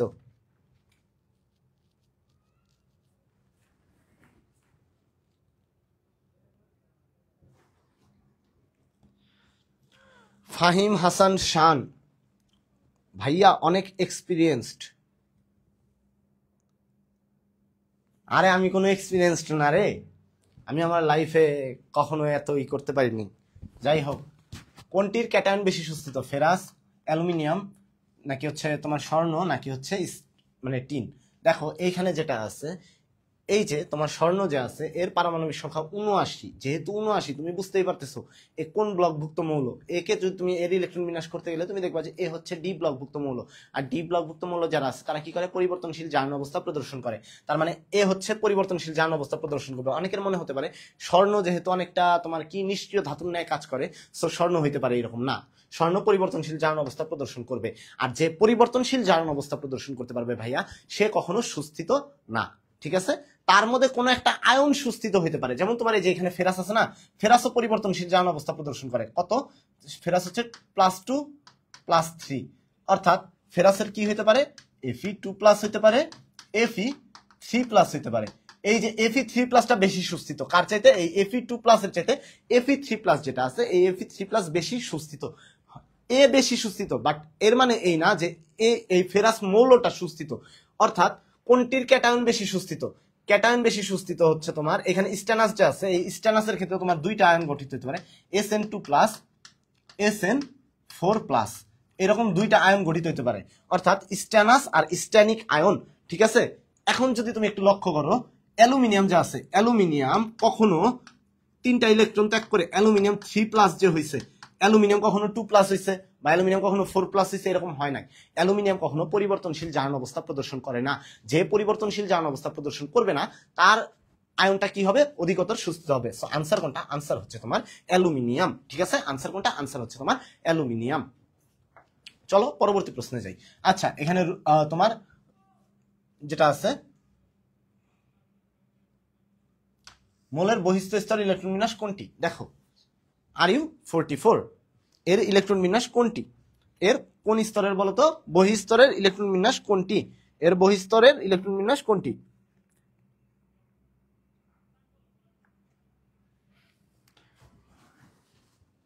কেউ বলতে পারবা এটা? এই রুথেনিয়াম যে আছে, এই রুথেনিয়ামের বহিস্থ স্তরের ইলেকট্রন বিন্যাস কোনটি? দেখো রুথেনিয়াম যে আছে, তোমার মাথায় রাখতে হবে প্রথমে যে ইলেকট্রন বিন্যাসটা যে করবা তুমি, কত রুথেনিয়াম কত 44, তাই না? এখন 44 পর্যন্ত আগে ইলেকট্রন বিন্যাস তোমার করতে হবে। 1s2 2s2 2p6 3s2 3p6 3d কত 10 4s2 4p6। এই যে 4p6 পর্যন্ত যে গেল, এই পর্যন্ত কতগুলা ইলেকট্রন গেছে দেখো।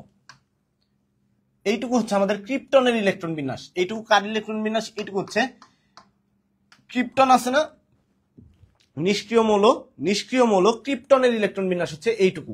এখন দেখো এখানে কত পর্যন্ত গেছে, এই যে দেখো এখানে হচ্ছে 36 পর্যন্ত গেছে, বাকি রইল 8। এখন 36 পর্যন্ত যাওয়ার পরে 4p6, তারপরে কি হবে? 4pর পরে কোনটা আছে? 4pর পরে 4d আছে এবং সেই সাথে 5sও আছে। এখন কোথায় আগে ইলেকট্রন যাবে? অবভিয়াসলি ইলেকট্রন বিন্যাস আগে হবে কোথায়? 4s এ যাবে। 4s এ 2টা গেল। এখন 2টা যাওয়ার পরে বাকি রইল কয়টা বলতো? বাকি রইল হচ্ছে এইখানে 36 কিন্তু অলরেডি হয়ে গেছে। ক্রিপ্টন এখানে ইলেকট্রন কয়টা? ইলেকট্রন সংখ্যা হচ্ছে এখানে 36টা। ইলেকট্রন কয়টা? ইলেকট্রন হচ্ছে 36টা। 36টা যাওয়ার পরে এই যে দেখো 2টা চলে গেল, তার মানে 38টা চলে গেল। যেহেতু পারমাণবিক সংখ্যা 44, তার মানে ইলেকট্রন সংখ্যা পারমাণবিক সংখ্যার সমান থাকে নরমালি। এখন কত হয়েছে? 44। এখানে কত আছে? এইখানে আছে 2টা, তার মানে 38টা চলে গেছে। 36 আর 2 38, বাকি রইল কত? 6। তার মানে 4d6 5s2, 4d6 5s2। অর্থাৎ আনসার কত? আনসার হচ্ছে এ নাম্বারটা। ঠিক আছে, আনসার কত? আনসার হচ্ছে তোমার এ নাম্বারটা। এই জিনিসটুকুই মাথায় রাখতে হবে তোমাকে। কোনটুকু? এইটুকু মাথায় রাখতে হবে। আশা করি তুমি এটার ইলেকট্রন বিন্যাসটা নির্ণয় করতে পারবা। প্রবলেম আছে কোনো এটার ইলেকট্রন বিন্যাস নির্ণয় করতে?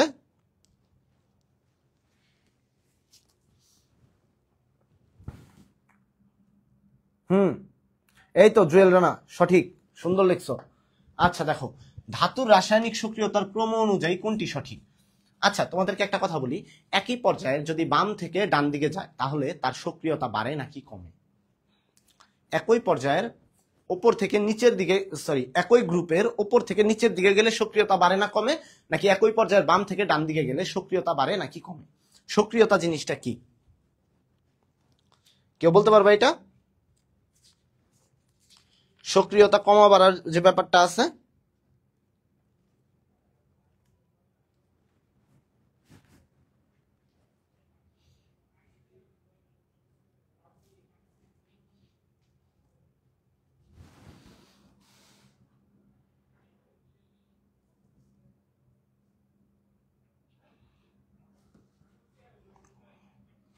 আচ্ছা তোমাদেরকে একটু বলি আমি, শুনো। যদি একই পর্যায়ের বাম থেকে ডান দিকে যায় তাহলে সক্রিয়তা কি হয়? সক্রিয়তা কি? ধরো তোমার একটা ইলেকট্রন, কোনো একটা মৌল, যেমন তুমি বলতে পারো সোডিয়াম একটা ইলেকট্রন ত্যাগ করলো, ত্যাগ করে কি হয়েছে? সোডিয়াম আয়নে পরিণত হয়েছে। পটাশিয়াম একটা ইলেকট্রন ত্যাগ করছে, করে পটাশিয়াম আয়নে পরিণত হয়েছে। আচ্ছা তোমাদের মাথায় রাখতে হবে এখানে সোডিয়ামের আকার কত, সোডিয়ামের মধ্যে কয়টা কক্ষপথ আছে, আর পটাশিয়ামের মধ্যে কয়টা কক্ষপথ আছে। ঠিক আছে, এখানে সোডিয়াম আর পটাশিয়াম, এখানে যদি তুমি একটু লক্ষ্য করো, পটাশিয়ামের অবস্থান কয়টা? পটাশিয়ামের কক্ষপথ কয়টা? 4টা কক্ষপথ। আর সোডিয়ামের কক্ষপথ কয়টা? সোডিয়ামের কক্ষপথ হচ্ছে 3টা। তাহলে সোডিয়ামের কক্ষপথ হচ্ছে 3টা কক্ষপথ। আর পটাশিয়ামের কয়টা? পটাশিয়ামের হচ্ছে 4টা।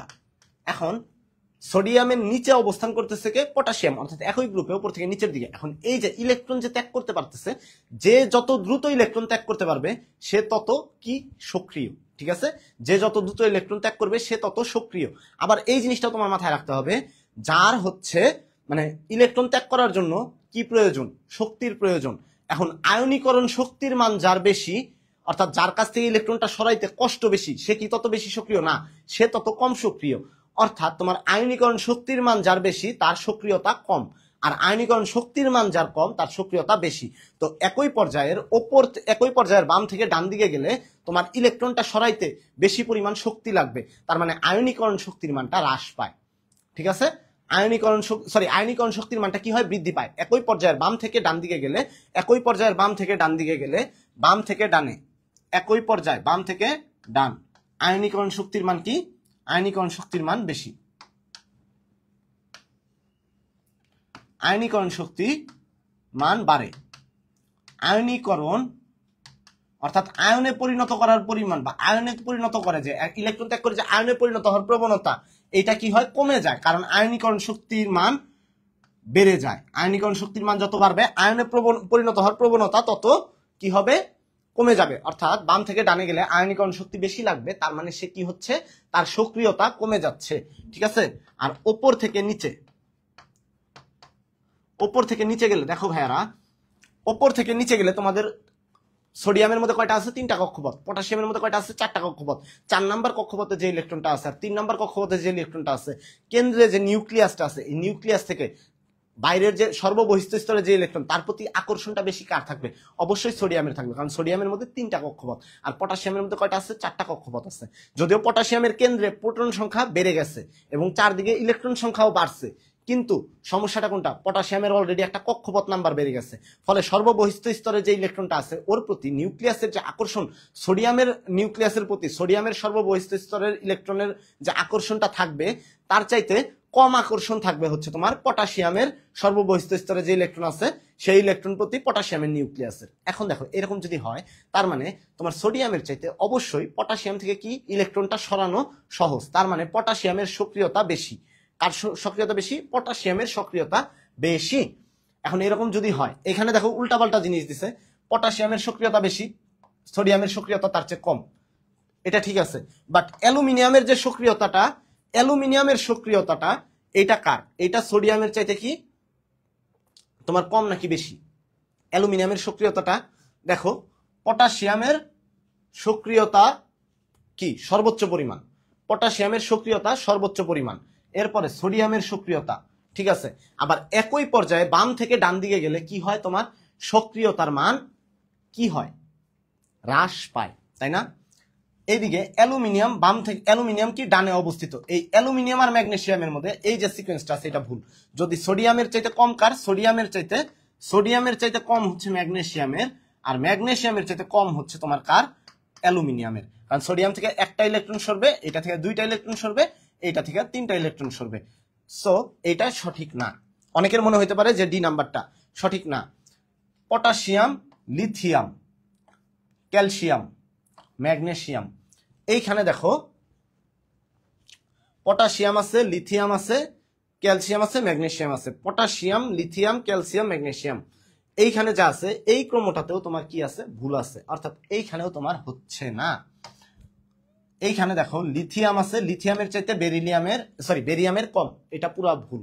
লিথিয়ামের চাইতে কম্পারেটিভলি বেরিয়ামের বেশি হবে, কারণ বেরিয়াম অনেক নিচের মৌল, তার মধ্যে কক্ষপথ নাম্বার বেশি আছে। যদিও বেরিয়াম আর লিথিয়াম একই গ্রুপের না, পাশাপাশি গ্রুপের, বাট লিথিয়ামের চাইতে বেরিয়ামের মধ্যে যা আছে, বেরিয়ামের কক্ষপথ নাম্বার অনেকগুলা বেশি, যার জন্য বেরিয়াম থেকে ইলেকট্রন ত্যাগ করাটা সহজ লিথিয়ামের চাইতে। তার মানে এটা শুরুতেই ভুল, তার মানে এটাও হচ্ছে আনসার না। বাট পটাশিয়াম বেরিয়ামের চাইতে সক্রিয়, কারণ পটাশিয়াম তোমার বেরিয়ামের চাইতে ওপরেই অবস্থান করতেছে বা ওপরের গ্রুপেই অবস্থান করতেছে, ঠিক আছে। পটাশিয়াম কি করছে, বেরিয়ামের ওপরের গ্রুপে অবস্থান করতেছে। পটাশিয়াম থেকে ইলেকট্রনটা ত্যাগ করাটা একটু ইজি কম্পারেটিভলি, তাই পটাশিয়াম অধিক সক্রিয় কার চাইতে, বেরিয়ামের চাইতে। আর বেরিয়ামের চাইতে কম সক্রিয় কে, তোমার ম্যাগনেসিয়াম। আর ম্যাগনেসিয়ামের চাইতেও কম সক্রিয় কে, তোমার ক্রোমিয়াম, কারণ ক্রোমিয়াম হচ্ছে অবস্থান্তর মৌল, আর অবস্থান্তর মৌলগুলো যা আছে এদের সক্রিয়তা তোমার বিভিন্ন অংশে ডিপেন্ড করে। সো এই ক্ষেত্রে ম্যাগনেসিয়ামের চাইতে ক্রোমিয়ামের থেকে ইলেকট্রনটা সরায় নেওয়া কম্পারেটিভলি একটু কি কঠিন, যার জন্য তোমার সঠিক আনসার কোনটা, সঠিক আনসার হচ্ছে বি নাম্বারটা, ঠিক আছে। সঠিক আনসার কোনটা, সঠিক আনসার হচ্ছে বি নাম্বারটা, এই জিনিসটা মাথায় রাখো। চলো পরবর্তী প্রশ্নে যাই। Fe(CN6)3- এর ম্যাগনেটিক মোমেন্ট কোনটি? আচ্ছা, ম্যাগনেটিক মোমেন্ট বের করার একটা সূত্র আছে তোমাদের জন্য, ঠিক আছে। ম্যাগনেটিক মোমেন্ট বের করবা যে, এটার জন্য কি আছে তোমাদের জন্য একটা সূত্র আছে, সেটা হচ্ছে মিউ সমান √(a n into n plus 2। এখন এই যে n যে আছে n সমান অযুগ্ম ইলেকট্রন সংখ্যা, অযুগ্ম ইলেকট্রন সংখ্যা। এখন তোমার মাথায় রাখতে হবে এই যে দেখো এইখানে অযুগ্ম ইলেকট্রন সংখ্যা কয়টা। প্রথমে তোমার যেটা করতে হবে, এইটা যে আছে এই আয়নটা যে আছে এটা কি ধরনের আয়ন, এটা ফেরাস কোন অবস্থায় আছে, ফেরাস হচ্ছে ফেরিক অবস্থায় আছে, Fe3+ অবস্থায় আছে। এখন এই Fe3+ অবস্থায় আছে, এর মধ্যে তোমার কি আছে, এই ফেরাসটা কি Fe3+। কিভাবে বুঝলা Fe3+? কারণ ফেরাস কয়টা আছে, একটা আছে। দেখো এইখানে সিএন যে আছে, এই সিএন যে আছে এটা মাইনাস আকারে থাকে, একটা নেগেটিভ চার্জ ধারণ করে, এই সায়ানাইড মূলক। এখন এই সায়ানাইড মূলক যদি একটা নেগেটিভ চার্জ ধারণ করে, সায়ানাইড কয়টা আছে, 6টা আছে। আর ফেরাস মানে তোমার এই যে আয়রন যে আছে, আয়রন কয়টা আছে, আয়রন আছে একটা। তাহলে আয়রন একটা থাকার পরে এটা কয়টাকে নিষ্ক্রিয় করছে, 3টাকে নিষ্ক্রিয় করছে, বাকি আরো কয়টা মাইনাস রয়েছে, 3টা মাইনাস রয়েছে। যদি একটা ফেরাস তোমার 3টা সায়ানাইডকে নিষ্ক্রিয় করতে পারে, তার মানে ফেরাসের চার্জ কত, ফেরাসের চার্জ হচ্ছে 3। আর যে 3টাকে নিষ্ক্রিয় করতে পারে নাই, তার মানে ওই 3টা 3 মাইনাস আকারে রয়েছে। এখন কথা মাথায় রাখতে হবে যেটা তোমার এই ফেরিক আয়নটা যা আছে, বা ফেরিক আয়নটা যা আছে, বা আয়রন মৌলটা যা আছে, এইখানে দেখো এই যে আয়রনটা, এই ফেরিক আয়নটা যা আছে এর ইলেকট্রন বিন্যাস করি 1s2 2s2 2p। আচ্ছা আর্গন পর্যন্ত ঠিক আছে, ঠিক আছে। তারপর তোমার কত 3d আর 4s, তাই না ভাইয়ারা? এখন দেখো ইলেকট্রন যখন সরে যায় সবার আগে কোথা থেকে যাবে, এই 4s থেকে সরে যাবে। অর্থাৎ 4s থেকে ইলেকট্রন দুইটা আগে সরে যাবে, দুইটা সরে গিয়ে সে কি করবে, Fe2+ উৎপন্ন করবে। আর Fe3+ যখন উৎপন্ন করবে তখন ওই 4s থেকে তো দুইটা সরছেই, এবং 3d থেকে একটা সরে গেছে। এখন সর্ববহিষ্ঠ স্তর থেকে যেহেতু যায়, তার মানে ইলেকট্রন বিন্যাসটা দেখবা এখানে আছে কত, 3d5 আছে। এখন দেখো আর্গন আর এই যে 3d5, এখন ডি অরবিটাল কয়টা আছে দেখো তো, ডি অরবিটাল আছে কয়টা, 5টা। তার মানে এটা তুমি 3d x2 y2 3d z2 3d xy, আমরা যে কোনো ভাবে ধরে নিই 3d yz 3d কত zx, এইভাবে আমরা ধরতে পারি, ঠিক আছে। এখন এই সায়ানাইড যে আছে, সায়ানাইড হচ্ছে তোমার শক্তিশালী লিগ্যান্ড। কি, এরা হচ্ছে শক্তিশালী লিগ্যান্ড। এখন এই লিগ্যান্ড যে আছে, এই শক্তিশালী লিগ্যান্ডের প্রভাবে তোমার এই যে ডি অরবিটাল যে আছে না, ডি অরবিটাল ইলেকট্রন থাকার কথা কয়টা, 1টা 2টা 3টা 4টা 5টা ডি অরবিটালে 5টা অযুগ্ম ইলেকট্রন আছে। কিন্তু যখন এই লিগ্যান্ডগুলা অতিরিক্ত প্রেসার ক্রিয়েট করবে, অতিরিক্ত প্রেসার ক্রিয়েট করলে তখন তোমার এই যে 3d অরবিটালের যে ইলেকট্রনগুলো আছে না, অযুগ্ম ইলেকট্রনগুলো জোড়া বাঁধা শুরু করবে। 2টা হয়ে গেছে দেখো, বাকি রইল কয়টা, এই যে দেখো। অর্থাৎ তোমার 2টা ঘর কি হয়েছে, অলরেডি ফাঁকা হয়ে গেছে।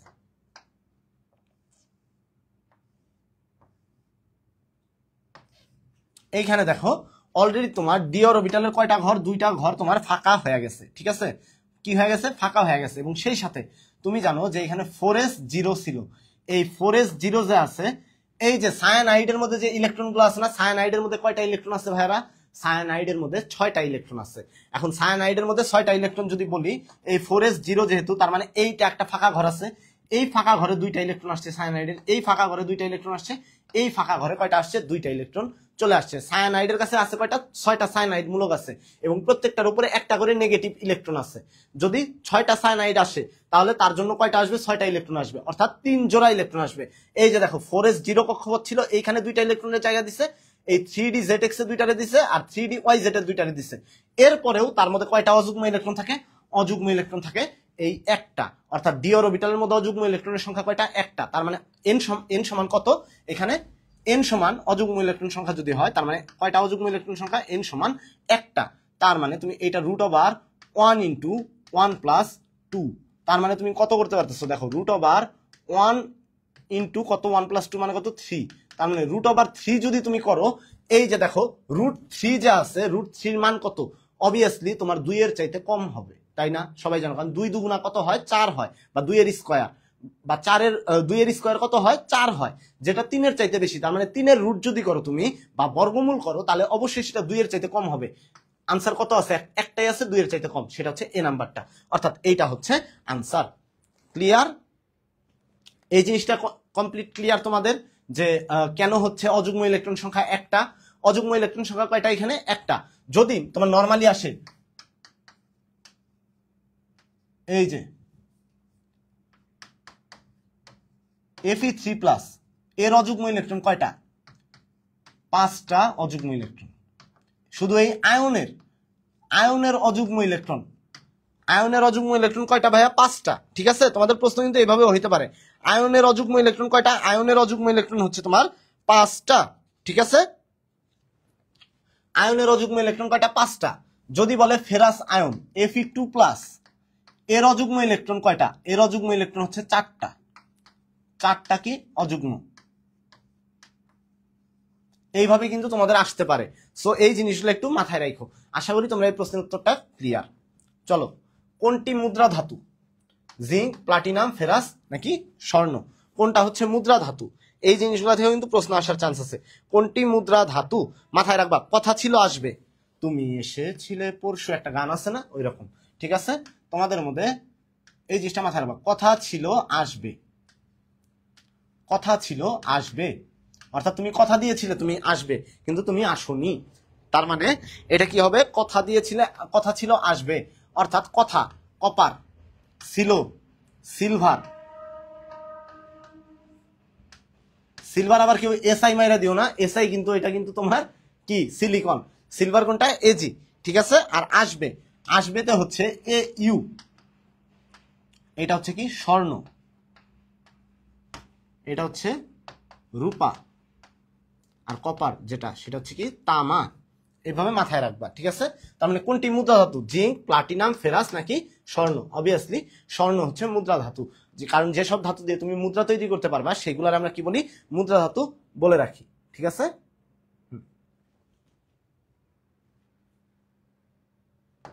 আচ্ছা এখন দেখো আমাদের প্রশ্ন আছে কোনটা বলো তো? নিচের কোনটি উপধাতু? উপধাতু, নিচের কোনটি উপধাতু? রুবিডিয়াম, প্লাম্বাম, সেলেনিয়াম, তারপর হচ্ছে স্টেনাস। ঠিক আছে, এই জিনিসগুলো একটু মাথায় রাখো যে কোনটি উপধাতু। এই প্রশ্নটা দেখি কে পারো, নিচের কোনটি উপধাতু?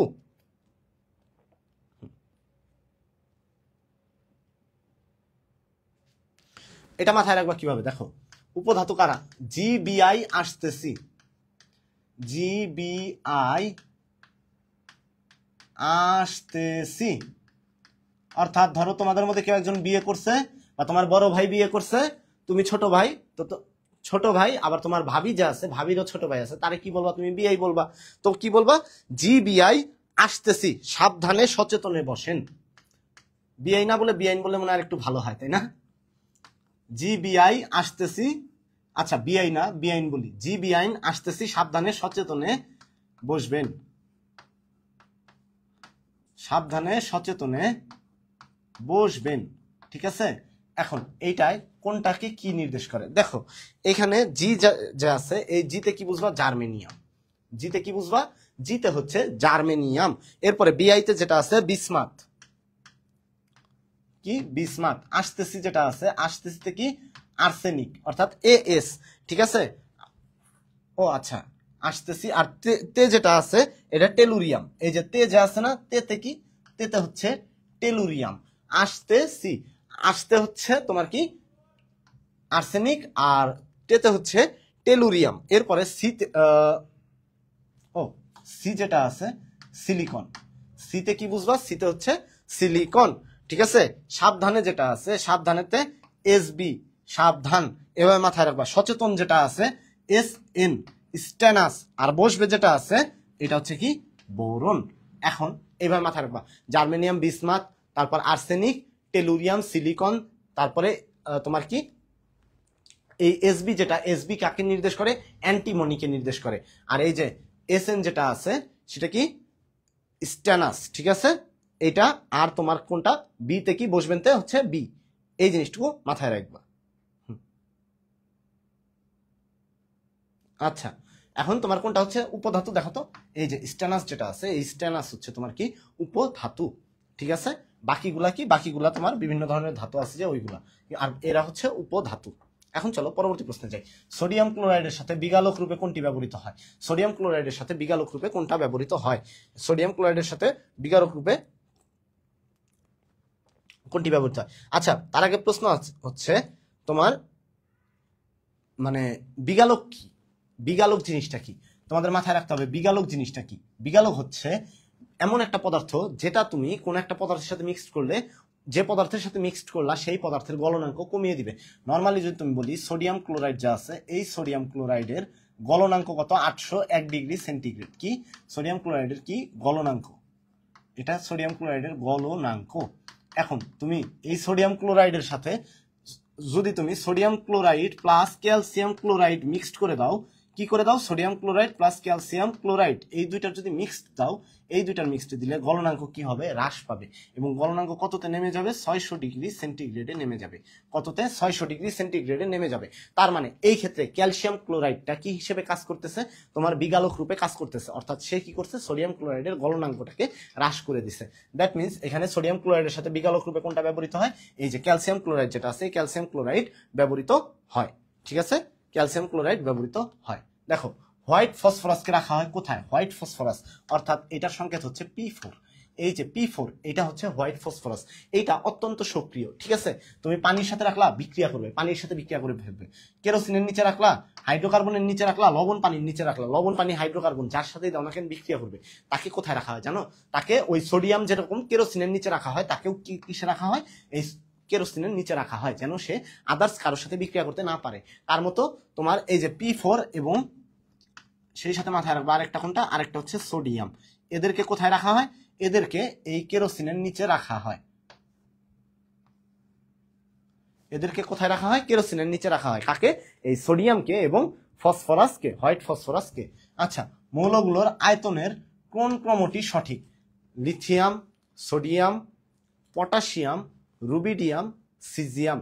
কোন আয়তনের ক্রমটা সঠিক? সোডিয়ামের চাইতে কি পটাশিয়ামের আয়তন বড়? অবশ্যই বড়। নাকি লিথিয়ামের আয়তন বড়? এইখানে দেখো আয়তন কার বড়? এই পটাশিয়ামের বড় নাকি লিথিয়ামের বড়? অবভিয়াসলি পটাশিয়ামের বড়। সোডিয়ামের বড় নাকি লিথিয়ামের বড়? অবভিয়াসলি সোডিয়ামের বড়। লিথিয়াম হবে সবার আগে, এটা কাটা। Caesium, lithium, sodium, potassium, rubidium, এটাও কাটা, কারণ লিথিয়ামেরটা সবচেয়ে ছোট। পটাশিয়াম, সোডিয়াম না, এটা সোডিয়াম পটাশিয়াম হবে। আর শেষে আছে লিথিয়াম, তার মানে এটাও কাটা। আনসার সঠিক কোনটা? আনসার সঠিক হচ্ছে এইটা। অর্থাৎ একই গ্রুপে উপর থেকে যত নিচের দিকে যাবে আয়তন তত কি হবে? আয়তন তত বৃদ্ধি পাবে। একই গ্রুপের উপর থেকে নিচের দিকে গেলে একটা করে কক্ষপথ নাম্বার বাড়বে, একটা করে কক্ষপথ নাম্বার বাড়বে। Hydrogen, helium, lithium. দেখো লিথিয়ামের কক্ষপথ কয়টা? 2টা। তোমার সোডিয়ামের কয়টা? 3টা। পটাশিয়ামের 4টা। যদিও কেন্দ্রে প্রোটন আর বহিস্থ স্তরে কি ইলেকট্রন সংখ্যা বাড়ছে, বাট তারপরেও কি হয়েছে? কক্ষপথ নাম্বারও বাড়ছে। তার মানে আয়তন কি হচ্ছে? উপর থেকে নিচের দিকে গেলে বৃদ্ধি পাচ্ছে। ঠিক আছে, তো আনসার হচ্ছে প্রথমটা। আচ্ছা, নিম্নোক্ত কোন মৌলটির আয়নীকরণ শক্তি সবচেয়ে কম?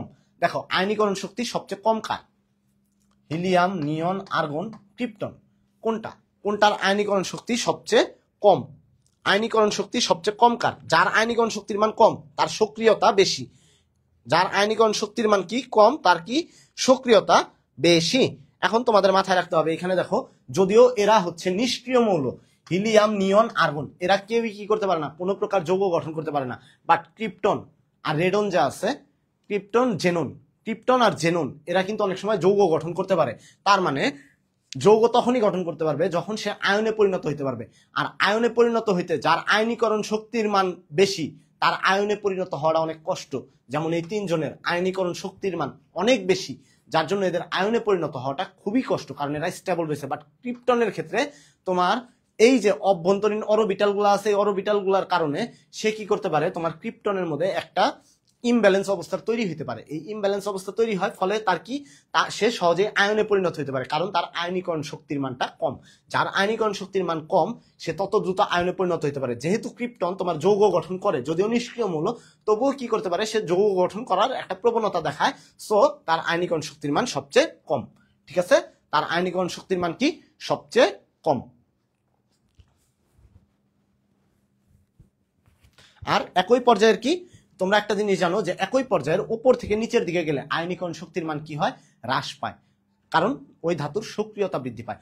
একই পর্যায়ের একই গ্রুপের উপর থেকে নিচের দিকে গেলে, একই গ্রুপ উপর থেকে নিচের দিকে গেছে, ধরো তুমি সোডিয়ামের কথাই ধরো, পটাশিয়াম ধরো, সোডিয়াম, পটাশিয়াম, তারপর রুবিডিয়াম, তুমি যদি এরকম ধরো, সোডিয়ামের থেকে ইলেকট্রন যতটা সহজে ত্যাগ করতে পারবে পটাশিয়ামের কাছ থেকে তার চেয়ে ইজিলি পারবে, রুবিডিয়ামের কাছ থেকে তার চেয়ে ইজিলি পারবে। আর এরা হচ্ছে নিষ্ক্রিয় গ্রুপ, নিষ্ক্রিয় গ্রুপের মধ্যে উপর থেকে নিচের দিকে যখন যাবে তখনও সেম প্যাটার্নটাই ফলো করবে, অর্থাৎ হিলিয়াম, নিয়ন, আর্গন, ক্রিপ্টন, এর মধ্যে এই ক্রিপ্টন থেকে সবচেয়ে সহজে ইলেকট্রন ত্যাগ করতে পারবে, যার জন্য ক্রিপ্টনের কি আয়নীকরণ শক্তির মান সবচেয়ে কম। ঠিক আছে, নিম্নের কোন মৌলটির ক্ষেত্রে প্রথম আয়নীকরণ শক্তি সর্বনিম্ন? প্রথম আয়নীকরণ শক্তি সর্বনিম্ন, অর্থাৎ প্রথম আয়নীকরণ শক্তি, দ্বিতীয় আয়নীকরণ শক্তি, তৃতীয় আয়নীকরণ শক্তি, এই জিনিসগুলো কি? যেমন তুমি যদি দেখো অ্যালুমিনিয়াম, অ্যালুমিনিয়াম একটা ইলেকট্রন যখন ত্যাগ করছে তখন এটা প্রথম আয়নীকরণ শক্তি। অ্যালুমিনিয়াম যখন 2 নাম্বার ইলেকট্রন ত্যাগ করছে, অ্যালুমিনিয়াম যখন আরেকটা ইলেকট্রন ত্যাগ করছে, এটা হচ্ছে প্রথম। অ্যালুমিনিয়াম প্লাস আয়ন যখন তোমার কি করছে, এই যে অ্যালুমিনিয়াম প্লাস তৈরি হয়েছে, অ্যালুমিনিয়াম কি 2+, যখন অ্যালুমিনিয়াম 2+ আরেকটা আয়ন ইলেকট্রন ত্যাগ করছে, অ্যালুমিনিয়াম 3+ অবস্থা হয়। বাট এই যে প্রথম দুইটা অবস্থা আছে এরা খুবই মানে আনস্টেবল অবস্থা, এরা খুবই আনস্টেবল অবস্থা, কিন্তু এই যে এইটা কি, এটা হচ্ছে স্টেবল অবস্থা, আর ওরা আনস্টেবল অবস্থা, কারণ ওই অবস্থায় থাকতে পারে না। ফলে দেখা যায় যে অ্যালুমিনিয়াম 3টা ইলেকট্রন ত্যাগ করছে, এই 3টা ইলেকট্রন ত্যাগ করছে সে কি একসাথে করছে না, ধাপে ধাপে করছে। প্রথম ইলেকট্রন ত্যাগ করছে, ওইটা হচ্ছে প্রথম আয়নীকরণ শক্তি, দ্বিতীয় ইলেকট্রন ত্যাগ করছে, দ্বিতীয় আয়নীকরণ শক্তি, তৃতীয় ইলেকট্রন ত্যাগ করছে, তৃতীয় আয়নীকরণ শক্তি। এখন এখানে প্রশ্ন কি বলছে, নিম্নের কোন মৌলটির ক্ষেত্রে প্রথম আয়নীকরণ শক্তি সর্বনিম্ন? তুমি জানো ওপর থেকে যত নিচের দিকে যাবে আয়নীকরণ শক্তির মান তত কমবে। একই গ্রুপের ওপর থেকে নিচের দিকে গেলে দেখো লিথিয়াম, সোডিয়াম, পটাশিয়াম, রুবিডিয়াম সবার নিচে অবস্থিত কার? সাজাও একটু, লিথিয়াম, সোডিয়াম, পটাশিয়াম, রুবিডিয়াম, যার অবস্থান সর্বনিম্ন তত কি হয়, উপর থেকে নিচের দিকে গেলে আয়নীকরণ শক্তির মান হ্রাস পায়। তার মানে এটা আনসার হচ্ছে কোনটা? আনসার হচ্ছে রুবিডিয়াম। ঠিক আছে, আনসার কোনটা? আনসার হচ্ছে রুবিডিয়াম। এখন চলো পরবর্তী প্রশ্নে যাই। নিম্নের কোনটি থেকে একটি ইলেকট্রন অপসারণের জন্য সবচেয়ে বেশি শক্তি প্রয়োজন? দেখো সবচেয়ে বেশি শক্তি প্রয়োজন কার কাছ থেকে ইলেকট্রন সরানোর জন্য? আর্গনের কাছে, সোডিয়ামের কাছে, অ্যালুমিনিয়াম 3+ এর কাছে, নাকি ক্লোরাইডের কাছে? কার কাছ থেকে ইলেকট্রন সরানোটা সবচেয়ে বেশি কঠিন? দেখি এটা কে বলতে পারো, এটা কে বলতে পারো দেখি। অনেকের কাছে মনে হতে পারে ভাইয়া এটা তো আর্গন আছে, আর্গন তো নিষ্ক্রিয় মৌল, তাই না? তার মানে আর্গন থেকে সরানোটা কঠিন সবচেয়ে, কিন্তু না, আসলে সবচেয়ে বেশি শক্তি প্রয়োজন কার কাছ থেকে? এখানে আর্গন অবশ্যই তোমার চিন্তাধারাটা সঠিক পথে আছো তুমি, বাট তোমাকে আরেকটা জিনিস চিন্তা করতে হবে। সোডিয়াম যে আছে, এই সোডিয়ামের মধ্যে তোমার প্রোটন আছে কয়টা? প্রোটন আছে 11টা, ইলেকট্রন আছে কয়টা? 10টা, তাই না ভাইয়া? যদি বলি অ্যালুমিনিয়ামের কথা, প্রোটন আছে কয়টা? 13টা, ইলেকট্রন আছে কয়টা? 10টা। যদি বলি আর্গনের কথা, প্রোটন আছে কয়টা? প্রোটন আছে 18টা, ইলেকট্রন আছে কয়টা? 18টা। ঠিক আছে, যদি ক্লোরাইডের কথা বলি, প্রোটন আছে 17টা, ইলেকট্রন আছে কয়টা ভাইয়ারা? ইলেকট্রন আছে 18টা। ক্লোরাইড থেকে সরানো সবচেয়ে সহজ, ক্লোরাইড থেকে ইলেকট্রনটা সরানো সবচেয়ে সহজ, ফলে ক্লোরাইডের আয়নীকরণ শক্তির মান সবচেয়ে কম। ঠিক আছে, এখন যদি বলি তোমার সোডিয়ামের কথা চিন্তা করো, সোডিয়ামের কাছে দেখো অলরেডি 10টা প্রোটন আছে, 11টা ইলেকট্রন আছে, সরি 11টা প্রোটন আছে, 10টা ইলেকট্রন আছে। এখন 11টা প্রোটন 10টা ইলেকট্রনকে টেনে রাখবে, ফলে সোডিয়াম থেকে তুমি আরেকটা ইলেকট্রন সরাইতে চাও, সহজে পারবা না। ঠিক আছে, কারণ তার অলরেডি ইলেকট্রন সংখ্যা কম আছে, আর সে কি একটা স্টেবল পর্যায়ে চলে গেছে অলরেডি। কোন পর্যায়ে চলে গেছে? একটা স্টেবল পর্যায়ে চলে গেছে। ফলে সোডিয়াম কার মতো ইলেকট্রন বিন্যাস লাভ করছে? সোডিয়াম ইলেকট্রন বিন্যাস লাভ করছে নিয়নের মতো। একই পর্যায়ের উপর থেকে নিচের দিকে গেলে আয়নীকরণ শক্তির মান হ্রাস পায়। তার মানে সোডিয়াম যেহেতু নিয়নের পর্যায়ে চলে গেছে, তার মানে আর্গনের চাইতে সোডিয়াম থেকে ইলেকট্রন সরানোটা কঠিন। তার মানে আর্গন থেকে ইলেকট্রন সরানোটাও সোডিয়ামের চাইতে সোজা। তার মানে আর্গনের আয়নীকরণ শক্তির মান সবচেয়ে, আয়নীকরণ শক্তির মান কম ক্লোরাইডের, তারপরে আয়নীকরণ শক্তির মান কম কোনটা? তারপরে মানে তার চেয়ে সহজ হবে, মানে সরি, ক্লোরাইডের পরে শক্তি বেশি লাগবে কার? আর্গন থেকে সরাতে। তার চেয়ে বেশি শক্তি লাগবে তোমার সোডিয়াম থেকে সরাতে। আর সবচেয়ে বেশি যদি বলি অ্যালুমিনিয়ামের কথায় দেখো, প্রোটন আছে 13টা, ইলেকট্রন আছে কয়টা? 10টা। প্রোটন আছে 13টা, ইলেকট্রন আছে 10টা।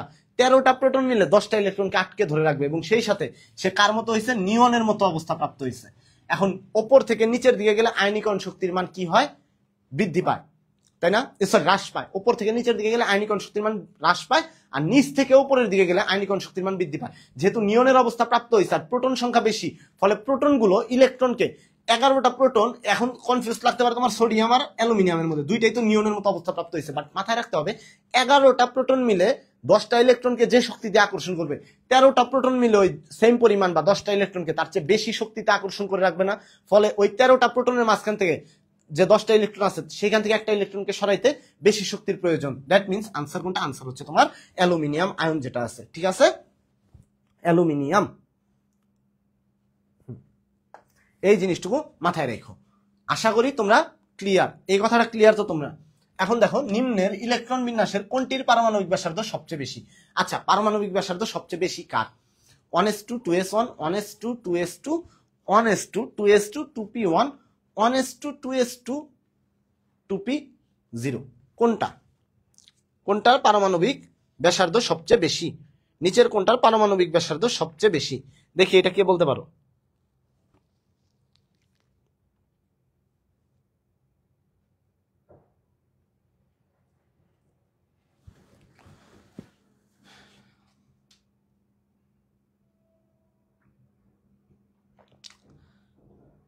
আচ্ছা, কেন মনে হচ্ছে সি হবে? তোমাদেরকে একটা কথা বলি, পারমাণবিক ব্যাসার্ধ বলতে কি বোঝায়? পারমাণবিক আকার। পারমাণবিক ব্যাসার্ধ মানে কি? আকার যত বাড়বে ব্যাসার্ধ তত বাড়বে। ব্যাসার্ধ সমানুপাতিক কি? আকার। ব্যাসার্ধ সমানুপাতিক কি? আকার। পারমাণবিক আকার যত বড় হবে পারমাণবিক ব্যাসার্ধ তত কি হবে? বাড়বে। এটুকু মাথায় রাখবা, পারমাণবিক আকার যত বাড়বে পারমাণবিক ব্যাসার্ধ তত বাড়বে। এখন তুমি দেখো এইখানে একই পর্যায় যদি বলি, পর্যায়ের ক্ষেত্রে তোমার দেখো এখানে কয়টা আছে? সবগুলা 2 নং পর্যায়ের মৌল। সবগুলা কি 2 নং পর্যায়ের মৌল? সবগুলা 2 নং পর্যায়ের মৌল। এখন একই পর্যায়ের মৌল সমূহের বেলায় যত বাম থেকে ডান দিকে যাবে তত কি হবে বলতো? আয়নীকরণ শক্তির মান বাড়ে। একই পর্যায়ে বাম থেকে ডান দিকে গেলে আয়নীকরণ শক্তির মান বাড়ে, বাট পারমাণবিক আকার কমে। এই পারমাণবিক আকার কমার কারণেই মূলত আয়নীকরণ শক্তি বাড়ে। কেন কমে? দেখো তোমার কক্ষপথ সবগুলাতে আছে কয়টা কইরা? 2টা কইরা। এইটার কেন্দ্রে, এটার দেখো ইলেকট্রন কয়টা আছে? এটা হচ্ছে লিথিয়াম। এটা হচ্ছে কি? লিথিয়াম। লিথিয়ামের কেন্দ্রে প্রোটন আছে কয়টা? 3টা। চারদিকে ইলেকট্রন আছে কয়টা? 3টা। এখানে দেখো লিথিয়াম, তারপরে এটা কি বলতো? হাইড্রোজেন, হিলিয়াম, লিথিয়াম, বেরিলিয়াম, তাই না? এটা কি? এটা হচ্ছে বোরন। এটা হচ্ছে তোমার কি? এটা হচ্ছে বোরন। এটা হচ্ছে বেরিলিয়াম, এটা হচ্ছে বোরন। আবার এইটাও যদি দেখো, এই যে এইটাও হচ্ছে তোমার কি? লিথিয়াম অনেকটাই।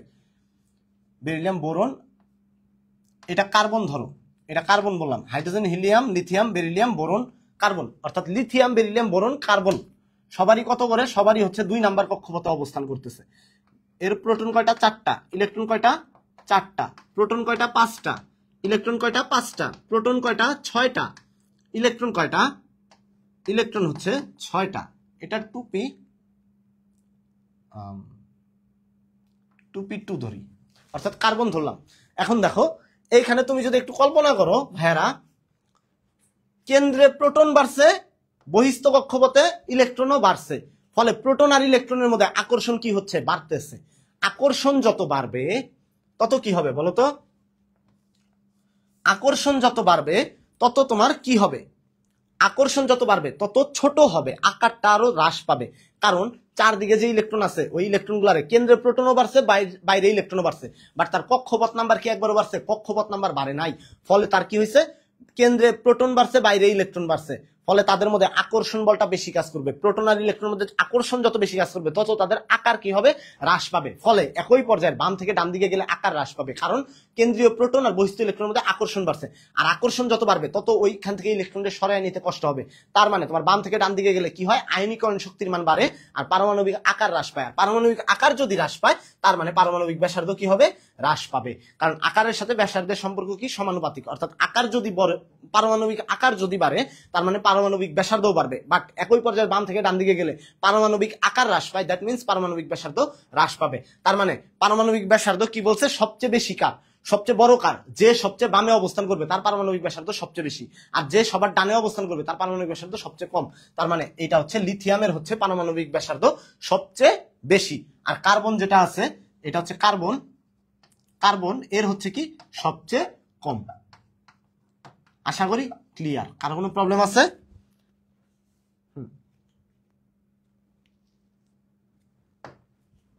আচ্ছা দেখো, একই পর্যায়ের ডান থেকে বামে গেলে মৌলসমূহের তড়িৎ ঋণাত্মকতার কি ধরনের পরিবর্তন হয়? একই পর্যায়ের বাম থেকে ডান দিকে গেলে দেখো ভাইয়ারা, একই পর্যায়ের ডান থেকে মানে ডান থেকে যদি তোমার বাম দিকে যাও, একই পর্যায়ের বাম থেকে ডান দিকে গেলা তুমি, একই পর্যায়ের বাম থেকে, এই বাম থেকে তুমি কোন দিকে গেছো? ডান দিকে গেছো। এখন লিথিয়াম যে আছে, লিথিয়াম, তারপর হচ্ছে তোমার কি beryllium, boron, carbon, oxygen, carbon, nitrogen, oxygen. দেখো ভাইয়ারা, অক্সিজেন, তারপরে কি ফ্লোরিন। এখন তোমরা যদি একটু চিন্তা করো, দেখো কি হবে এখানে। লিথিয়ামের কি একই পর্যায়ের বাম থেকে ডান দিকে গেলে তোমার কি হয়? পারমাণবিক আকার হ্রাস পায়, ফলে কি হয়? আয়নীকরণ শক্তির মান বৃদ্ধি পায়, কারণ কেন্দ্রে প্রোটন সংখ্যা বাড়তেছে। কেন্দ্রে প্রোটন বাড়লে বাইরের ইলেকট্রনের প্রতি আকর্ষণটা কি হচ্ছে? বৃদ্ধি পাচ্ছে। আর তড়িৎ ঋণাত্মকতা কি? তড়িৎ ঋণাত্মকতা হচ্ছে সমযোজী বন্ধনে আবদ্ধ পরমাণু সমূহের মধ্যে থেকে যে পরমাণুটা নিজের দিকে ইলেকট্রনকে বেশি টেনে নেওয়ার প্রবণতা। এখন এর কেন্দ্রে প্রোটন আছে, বাইরে ইলেকট্রন আছে কম, এদের কেন্দ্রেও প্রোটন আছে কম, এর কেন্দ্রে প্রোটন তার চাইতে একটু বেশি, এর কেন্দ্রে দেখো প্রোটন সবচেয়ে বেশি। এই ফ্লোরিনের কেন্দ্রে প্রোটন আছে কয়টা? 9টা। ইলেকট্রন আছে কয়টা? 9টা। কিন্তু তারপরেও ফ্লোরিনের প্রোটন সংখ্যা যেহেতু বেশি, তার আকারও হ্রাস পাইছে। তার মানে আকার যেহেতু হ্রাস পাইছে, তার কাছাকাছি কোনো মৌল নিলে সে আরো ইলেকট্রন আকর্ষণ করার প্রবণতা দেখাবে। অর্থাৎ একই পর্যায়ের বাম থেকে যত ডান দিকে যাবা, তার তড়িৎ ঋণাত্মকতা বা ইলেকট্রন আসক্তির মান বাড়বে। তড়িৎ ঋণাত্মকতা বা ইলেকট্রন আসক্তির মান কি হবে? বাড়বে, অর্থাৎ বৃদ্ধি পায়। ঠিক আছে, এই জিনিসটা মাথায় রাখো। ইলেকট্রন আসক্তির সক্রিয়তার সঠিক ক্রম কোনটা? ইলেকট্রন আসক্তির সক্রিয়তার সঠিক ক্রম কোনটা? একই পর্যায়ের বাম থেকে যত ডান দিকে যাবে, তত তার কি হবে? ইলেকট্রন আসক্তির মান বাড়বে বা তড়িৎ ঋণাত্মকতা বাড়বে। আমি এটা বলছি না? Fluorine, chlorine, bromine, iodine. আবার এটা কি বলছি? ওপর থেকে নিচের দিকে যদি যায় তাহলে তার বিপরীত ঘটে। ওপর থেকে নিচের দিকে গেলে ইলেকট্রন আসক্তির মান কি হবে? হ্রাস পাবে। আর বাম থেকে ডান দিকে গেলে ইলেকট্রন আসক্তির মান বা তড়িৎ ঋণাত্মকতা বৃদ্ধি পাবে। তাহলে দেখো 30 নাম্বার যেটা আছে, এই 30 নাম্বারের আনসার কোনটা হবে বলো তো?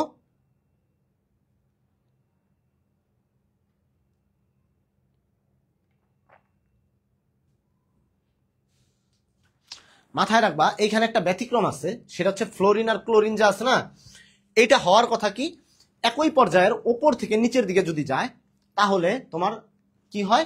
ইলেকট্রন আসক্তির মান কি হয়? হ্রাস পায়। একই পর্যায়ের উপর থেকে নিচের দিকে গেলে, তার মানে ফ্লোরিন তার চাইতে কম কার? ক্লোরিনের। তার চাইতে কম কার বলতো? ব্রোমিনের। তার চাইতে কম কার? আয়োডিনের। এটা একটা সঠিক, মানে এইরকম হওয়ার কথা না একই পর্যায়ের উপর থেকে নিচের দিকে। বাট এই ইলেকট্রন আসক্তির ক্ষেত্রে একটা ব্যতিক্রম জিনিস আছে, সেটা হচ্ছে এই ফ্লোরিনটা যা আছে না, কিন্তু এইটা হচ্ছে তোমার এই যে এইটা দেখতেছো, এই লাইনটা দেখতেছো, এটা হচ্ছে তড়িৎ ঋণাত্মকতাটা মাথায় রাখো। তড়িৎ ঋণাত্মকতাটা ঠিক আছে, তড়িৎ ঋণাত্মকতা এই অনুযায়ী হবে। তড়িৎ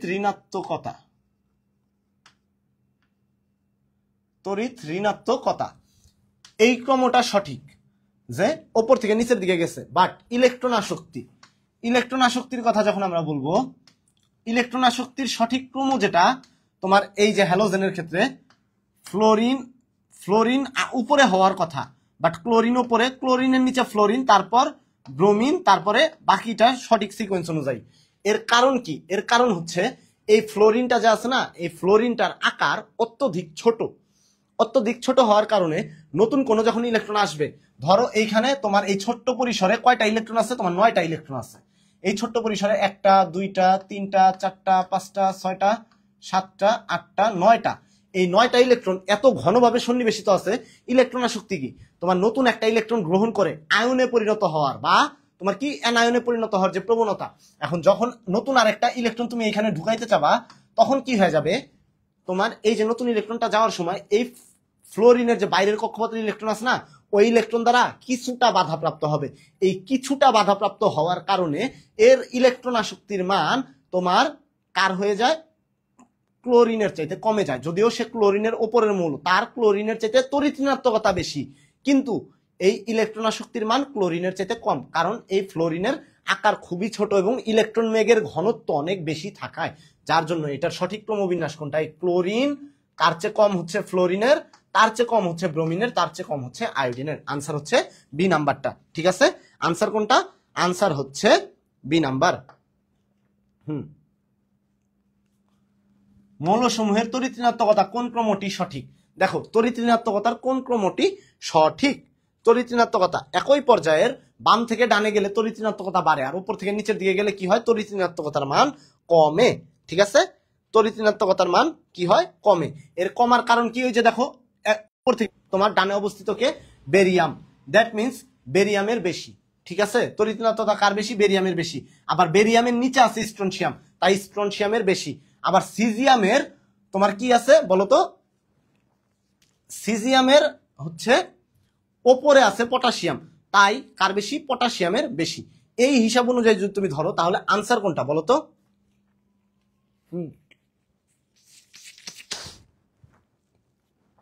সঠিক ক্রমবিন্যাস কোনটা? কেউ বলতে পারবা যে কোনটা সঠিক ক্রমবিন্যাস?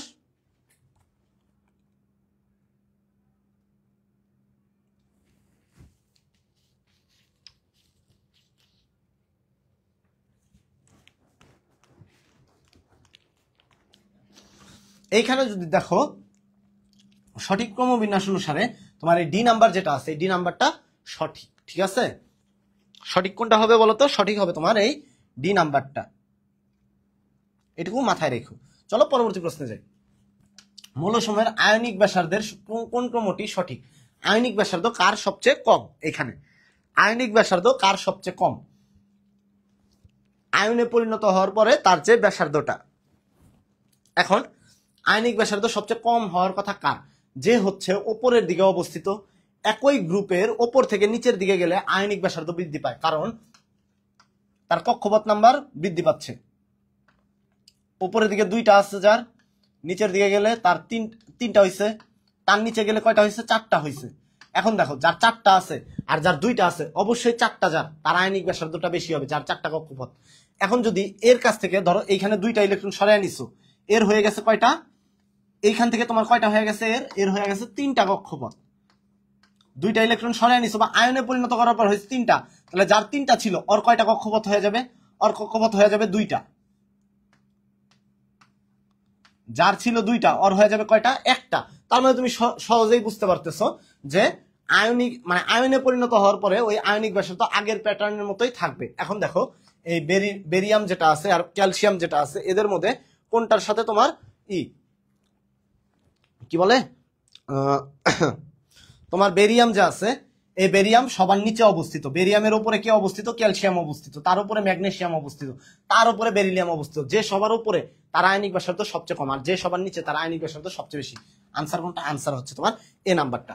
ঠিক আছে, এই যে দেখো তোমরা কিন্তু এখন এতগুলা সলভ করানোর পর তোমরা কিন্তু এখন নিজেরাই পারতেছো সব, আমার কিন্তু বলতে হইতেছে না। তোমরা দেখো কমেন্টে নিজেরাই জানাইতেছো কোনটি হ্যালোজেন সমূহের তড়িৎ ঋণাত্মকতার সঠিক ক্রম। Fluorine, chlorine, bromine, iodine. একই পর্যায়ের ওপর থেকে নিচের দিকে গেলে কি হয় ভাইয়ারা? তড়িৎ ঋণাত্মকতার মান কি হয়? হ্রাস পায়। বাম থেকে ডানে গেলে তড়িৎ ঋণাত্মকতার মান কি হয়? বৃদ্ধি পায়। তার মানে তড়িৎ ঋণাত্মকতার সঠিক ক্রম কোনটা? 33-এর এ নাম্বারটা। আমি একটু আগেই পড়াইছি। বাট যদি প্রশ্নটা আসে ইলেকট্রন আসক্তি, শুধু এই যে ফ্লোরিন আর ক্লোরিন যা আছে এদের মধ্যে এক্সচেঞ্জ ঘটবে। ঠিক আছে, ফ্লোরিন আর ক্লোরিন যেটা এদের মধ্যে এক্সচেঞ্জ ঘটবে, এই এক্সট্রা ইনফরমেশনটাই মাথায় রাখতে হবে। ক্লোরিন, ফ্লোরিন, ব্রোমিন, আয়োডিন, এইটা হচ্ছে কি? ইলেকট্রন আসক্তি। কেন হয়েছে সেটা কিন্তু আমি বলছি, এই জিনিসটাই জাস্ট একটু তোমাদের মাথায় রাখতে হবে। চলো পরবর্তী প্রশ্নে চলে যাই। NH4Cl যৌগে কোন বন্ধন বিদ্যমান? দেখো NH4Cl যৌগ, NH4+, এখানে সন্নিবেশ বন্ধন আছে, সন্নিবেশ বন্ধন আছে এখানে। আর সন্নিবেশ বন্ধন যেখানে থাকবে এই সন্নিবেশ বন্ধন আছে, এবং NH3 আছে এটার মধ্যে, NH3 আছে এখানে। কি আছে? সমযোজী বন্ধন আছে, সমযোজী বন্ধন আছে, সন্নিবেশ বন্ধন আছে। আবার NH4+Cl- এইখানে কি আছে? আয়নিক বন্ধন। তার মানে কোন ধরনের বন্ধন আছে এদের মধ্যে? এদের মধ্যে সবগুলো বন্ধনই আছে, সমযোজী, আয়নিক, সন্নিবেশ সমযোজী, সব ধরনের বন্ধনই এদের মধ্যে আছে। আচ্ছা, কোন যৌগটি সর্বাধিক সমযোজী প্রকৃতির? Aluminium chloride, boron chloride, CH4 নাকি NaCl? কে হচ্ছে সর্বাধিক তোমার কি প্রকৃতির? সমযোজী প্রকৃতির। দেখি কেউ বলতে পারো কিনা কে সর্বাধিক সমযোজী প্রকৃতির? এটা কেউ বলতে পারবা কে সর্বাধিক সমযোজী প্রকৃতির? দেখো এইখানে অ্যালুমিনিয়াম ক্লোরাইড যেটা আছে, অ্যালুমিনিয়াম ক্লোরাইড এটা কি? অজৈব যৌগ, অজৈব। বোরন ক্লোরাইড এটাও কি? অজৈব। এইটাও কি, এইটা হচ্ছে তোমার অজৈব, আর এটার মধ্যে কি আছে, আয়নিক বন্ধন আছে। বাট 100% পৃথিবীতে কোনো আয়নিক যৌগ নাই, 100% কোনো সমযোজী যৌগ নাই, এটা মাথায় রাখতে হবে তোমাদের। 100% কোনো আয়নিকও নাই, 100% কোনো সমযোজী নাই। এইটা ধরো 80% আয়নিক, বাট 20% তো সমযোজী বৈশিষ্ট্য আছে। বাট সবচেয়ে বেশি সমযোজী বৈশিষ্ট্য কার মধ্যে, জৈব যৌগের মধ্যে। কারণ এই মিথেন যেটা আছে, মিথেন হচ্ছে মানে জৈব যৌগ, আর জৈব যৌগ কখনো আয়নিক মানে তার মধ্যে আয়নিক বৈশিষ্ট্য খুবই কম। দ্যাট মিনস এটা কি সবচেয়ে বেশি সমযোজী বৈশিষ্ট্য কার, এই মিথেনের মধ্যে। কারণ মিথেন কি, মিথেন হচ্ছে তোমার জৈব যৌগ, আর জৈব যৌগের মধ্যে আয়নিক বৈশিষ্ট্য খুবই কম, সমযোজী বৈশিষ্ট্যই বেশি। এই জিনিসটা মাথায় রাখবা। হ্যাঁ, ফাহিম অল্টার ধ্রুব এইটাই। আচ্ছা, ডাইপোল মোমেন্ট বা মেরু প্রবণতার সঠিক ক্রম কোনটা? দেখো, ডাইপোল মোমেন্ট বা মেরু প্রবণতার সঠিক ক্রম কোনটা? ডাইপোল মোমেন্ট বা মেরু প্রবণতার সঠিক ক্রম কোনটা? আচ্ছা, তোমার একটা কথা বলি ভাইয়া, দেখো এইখানে তুমি যে জিনিসটা মাথায় রাখবা, ডাইপোল মোমেন্ট বা মেরু প্রবণতা, ডাইপোল মোমেন্ট বা মেরু প্রবণতা যেটা আছে, অর্থাৎ তোমার নেগেটিভ পজিটিভে মানে বিভক্ত হওয়ার যে প্রবণতা, এটা তোমার ডিপেন্ড করে তড়িৎ ঋণাত্মকতার পার্থক্যের উপর। এখানে ফ্লোরিনের তড়িৎ ঋণাত্মকতা কত? ফ্লোরিনের তড়িৎ ঋণাত্মকতা হচ্ছে 4, হাইড্রোজেনের তড়িৎ ঋণাত্মকতা কত? 2.1। যদি বলি ক্লোরিনের তড়িৎ ঋণাত্মকতা কত? ক্লোরিনের তড়িৎ ঋণাত্মকতা হচ্ছে তোমার 3, ক্লোরিনের তড়িৎ ঋণাত্মকতা হচ্ছে তোমার কত? 3। আর ব্রোমিন যা আছে, ব্রোমিনের হচ্ছে 2 কত বলতো ভাইরা? 2.8। এই জিনিসটা মাথায় রাখো। দেখো, তুমি জানো তড়িৎ ঋণাত্মকতার পার্থক্য বেশি কার, তড়িৎ ঋণাত্মকতার বেশি কার, মানে ক্রমটা তো তুমি জানো, ফ্লোরিন সবার বেশি তড়িৎ ঋণাত্মক, তার নিচে ক্লোরিন, তার নিচে ব্রোমিন, তার নিচে আয়োডিন। এখন তার মানে হাইড্রোজেনের সাথে তড়িৎ ঋণাত্মকতার পার্থক্যটা বেশি কার হবে? অবশ্যই ফ্লোরিনের হবে। তার মানে হাইড্রোজেন ফ্লোরাইড যেটা, ওইটার মধ্যে মোমেন্ট বেশি দেখা যাবে, সবাই জানো। মানে মানগুলা তোমার মুখস্থ করতে হবে না, মানগুলা জাস্ট আমি তোমার মানে লিখলাম জাস্ট তোমাদের দেখানোর জন্য। বাট তুমি কিন্তু, আমার যে আলোচনা ছিল, ফ্লোরিনের তড়িৎ ঋণাত্মকতা সবচেয়ে বেশি, আর এইখানে হাইড্রোজেনের তড়িৎ ঋণাত্মকতা সবার ক্ষেত্রে কি সমান, হাইড্রোজেনের তড়িৎ ঋণাত্মকতা কিন্তু সেম থাকবে। তার মানে ফ্লোরিনের তড়িৎ ঋণাত্মকতা যদি বেশি হয়, হাইড্রোজেনের সাথে ফ্লোরিনের তড়িৎ ঋণাত্মকতার পার্থক্য যা হবে, ক্লোরিনের তড়িৎ ঋণাত্মকতার সাথে হাইড্রোজেনের, মানে ক্লোরিনের সাথে আর ক্লোরিন হাইড্রোজেনের তড়িৎ ঋণাত্মকতার যে পার্থক্য, আর ফ্লোরিন হাইড্রোজেনের তড়িৎ ঋণাত্মকতার যে পার্থক্য থাকবে, অবশ্যই ক্লোরিন হাইড্রোজেনের তড়িৎ ঋণাত্মকতার পার্থক্য কম থাকবে, কারণ ক্লোরিন কম তড়িৎ ঋণাত্মক। তার মানে যে যত বেশি তড়িৎ ঋণাত্মক, তার তড়িৎ ঋণাত্মকতার পার্থক্য তত কি কম, মানে তত বেশি। যে যত বেশি তড়িৎ ঋণাত্মক, তার তড়িৎ ঋণাত্মকতার পার্থক্য কি তত বেশি। এইভাবে মাথায় রাখবা, ঠিক আছে? তার মানে হাইড্রোজেন ফ্লোরাইডের তড়িৎ ঋণাত্মকতার পার্থক্য সবচেয়ে বেশি, হাইড্রোজেন ক্লোরাইড যেটা আছে তার তড়িৎ ঋণাত্মকতার পার্থক্য তার চেয়ে কম, হাইড্রোজেন ব্রোমাইড যেটা আছে তার তড়িৎ ঋণাত্মকতার পার্থক্য তার চেয়ে কম, ক্লোরাইডের চেয়ে কম। তার মানে এই আনসারটা দেখো উল্টা দিচ্ছে, তার মানে এটা ভুল। যদি বলি হাইড্রোজেন ব্রোমাইড তার চাইতে হাইড্রোজেন ক্লোরাইড তার চাইতে হাইড্রোজেন ফ্লোরাইড, এখানে কি বলছে? হাইড্রোজেন ফ্লোরাইড তার চাইতে কম হচ্ছে কার? হাইড্রোজেন ক্লোরাইড তার চাইতে কম হচ্ছে কার? Hydrogen bromide.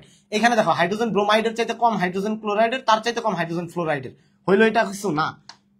হাইড্রোজেন ফ্লোরাইড যেটা আছে, এই হাইড্রোজেন ফ্লোরাইডের ডাইপোল মোমেন্ট সবচেয়ে বেশি, কারণ হাইড্রোজেন আর ফ্লোরিনের তড়িৎ ঋণাত্মকতার পার্থক্যটা এইখানে সবচেয়ে বেশি, ঠিক আছে? হাইড্রোজেন আর ক্লোরাইডের তড়িৎ ঋণাত্মকতার পার্থক্যটা এই হাইড্রোজেন আর ফ্লোরাইডের চাইতে কম, হাইড্রোজেন ব্রোমাইডের তড়িৎ ঋণাত্মকতার পার্থক্য তোমার এই ক্লোরাইডের চাইতে কম। তার মানে ডাইপোল মোমেন্ট সবচেয়ে বেশি এতে, তার চেয়ে কম এতে, তার চেয়ে কম হচ্ছে এই হাইড্রোজেন ব্রোমাইডে। তার মানে আনসার কোনটা? আনসার হচ্ছে সি নাম্বারটা। মান এটা মুখস্থ করতে হবে না, তোমার বেসিক থাকলে তুমি এটা পারবা। সমযোজী বৈশিষ্ট্যের সঠিক ক্রম কোনটা? দেখো, সমযোজী বৈশিষ্ট্যের সঠিক ক্রম কোনটা? 37 নাম্বার প্রশ্নটা আছে, এইটা দেখো।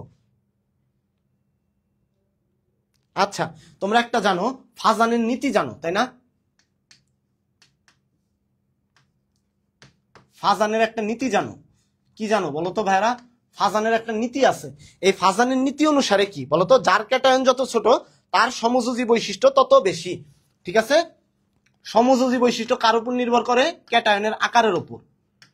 সমযোজী বৈশিষ্ট্য যার আকার যত, ক্যাটায়নের আকার যত ছোট, তার সমযোজী বৈশিষ্ট্য তত বেশি। তার মানে ক্যাটায়নের আকার কমলে সমযোজী বৈশিষ্ট্য বাড়বে, ক্যাটায়নের আকার যদি কম হয় সমযোজী বৈশিষ্ট্য বাড়বে। তার মানে ক্যাটায়নের আকার সবচেয়ে ছোট কার? দেখো তো, ক্যালসিয়ামের নাকি ম্যাগনেসিয়ামের নাকি বেরিয়ামের? কোনটা? বেরিলিয়ামের। কোনটার বেশি, সবচেয়ে কম কার? সবচেয়ে ছোট হচ্ছে তোমার এখানে বেরিলিয়াম যে আছে, বেরিলিয়ামের আকার সবচেয়ে ছোট। ম্যাগনেসিয়ামের আকার কি? তার চাইতে বড়। ক্যালসিয়ামের আকার তার চাইতে বড়, তার মানে ক্যালসিয়ামের আকার যত বড় তার সমযোজী বৈশিষ্ট্য তত কম। ঠিক আছে, তার মানে ক্যালসিয়ামের আকার সবচেয়ে কম, মানে ক্যালসিয়াম ক্লোরাইডের সমযোজী বৈশিষ্ট্য কম, তার চেয়ে কম কার, তার চেয়ে বেশি কার, ম্যাগনেসিয়াম ক্লোরাইডের, তার চেয়ে বেশি হচ্ছে বেরিলিয়াম ক্লোরাইডের। তার মানে আনসার কোনটা বলো তো ভাইয়ারা? এইখানে আনসারটা হচ্ছে তোমার এ নাম্বার, অর্থাৎ এ নাম্বার বৈশিষ্ট্যটা সঠিক, অর্থাৎ ফাজানের নীতি অনুসারে আনসার কত? আনসার হচ্ছে এ। আয়নিক বিকৃতির সঠিক ক্রম কোনটি? আয়োডিন, আয়োডাইড, ব্রোমাইড, ক্লোরাইড নাকি ফ্লোরাইড? এই যে আয়নিক বিকৃতি যে আছে, আয়নিক বিকৃতির সঠিক ক্রম কোনটা?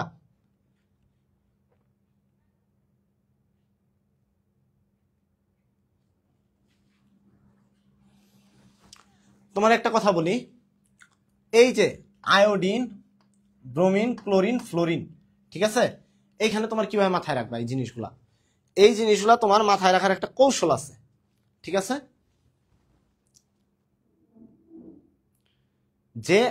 যে মৌলের আকার যত বড় তার বিকৃতি তত কি হয়? বেশি হয়, ঠিক আছে? যার আকার যত বড় তার কি হয়? বিকৃতি তত কি হয়? বেশি হয়। আকার যত বড়, বিকৃতি কিসের সাথে সমানুপাতিক? বিকৃতি হচ্ছে অ্যানায়নের আকারের সাথে। অ্যানায়নের আকার যত বড় তার বিকৃতি তত কি হয়? বেশি হবে। অ্যানায়নের আকার যত বড় হবে বিকৃতি হওয়ার প্রবণতা বা তার বিকৃতি হওয়ার প্রবণতা তত কি হবে? বেশি হবে। আয়োডিনের চাইতে ব্রোমাইড আয়নের বিকৃত হওয়ার প্রবণতা বেশি হবে নাকি ক্লোরাইডের নাকি ফ্লোরাইডের? এখানে ফ্লোরাইড আয়ন সবচেয়ে কম বিকৃত হবে, ঠিক আছে? ফ্লোরাইড আয়নের বিকৃতি সবচেয়ে কম ঘটবে, তার মানে ফ্লোরাইডের সবচেয়ে কম, ক্লোরাইডের তার চেয়ে বেশি, ব্রোমাইডের তার চেয়ে বেশি, আয়োডাইডের তার চেয়ে বেশি। তার মানে কত? আনসার কোনটা সঠিক? আনসার হচ্ছে বি নাম্বারটা সঠিক, এটা মাথায় রাখো, ঠিক আছে? আয়নিক বিকৃতি, আয়নিক বিকৃতি তোমার এই যে এইখানে অ্যানায়নের আকার যত বাড়বে তার বিকৃতি তত কি হবে? বাড়বে। যার আকার যত বড় তার বিকৃতি তত বেশি। অর্থাৎ ধরো তার সংস্পর্শে কোনো একটা ক্যাটায়নকে এনে দিল বা কোনো কিছুকে এনে দিল, ক্যাটায়নকে এনে দিলে তখন ক্যাটায়ন কি করবে? ওইটার যে রাউন্ড শেপটা আছে ওই শেপের বিকৃতি ঘটায় দিবে। এই জিনিসটাই বুঝাইছে জাস্ট।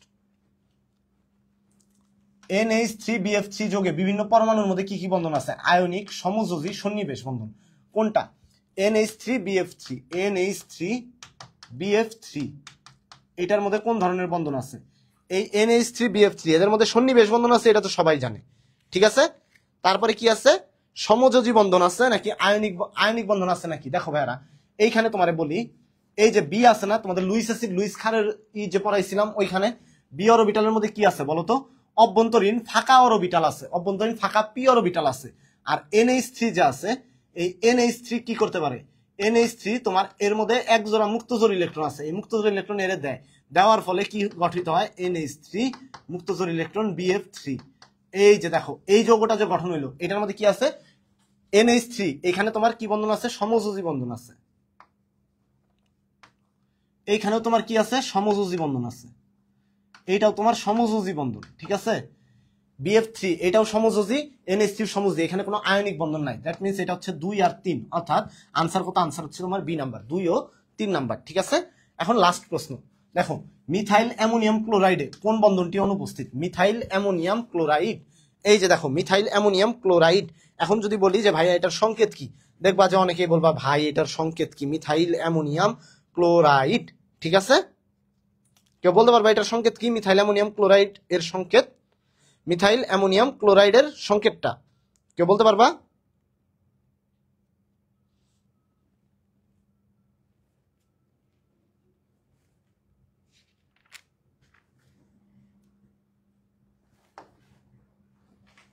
এই যে সন্নিবেশ বন্ধন, NH3 যে BF3 দিয়ে দিল, দিছে কিভাবে?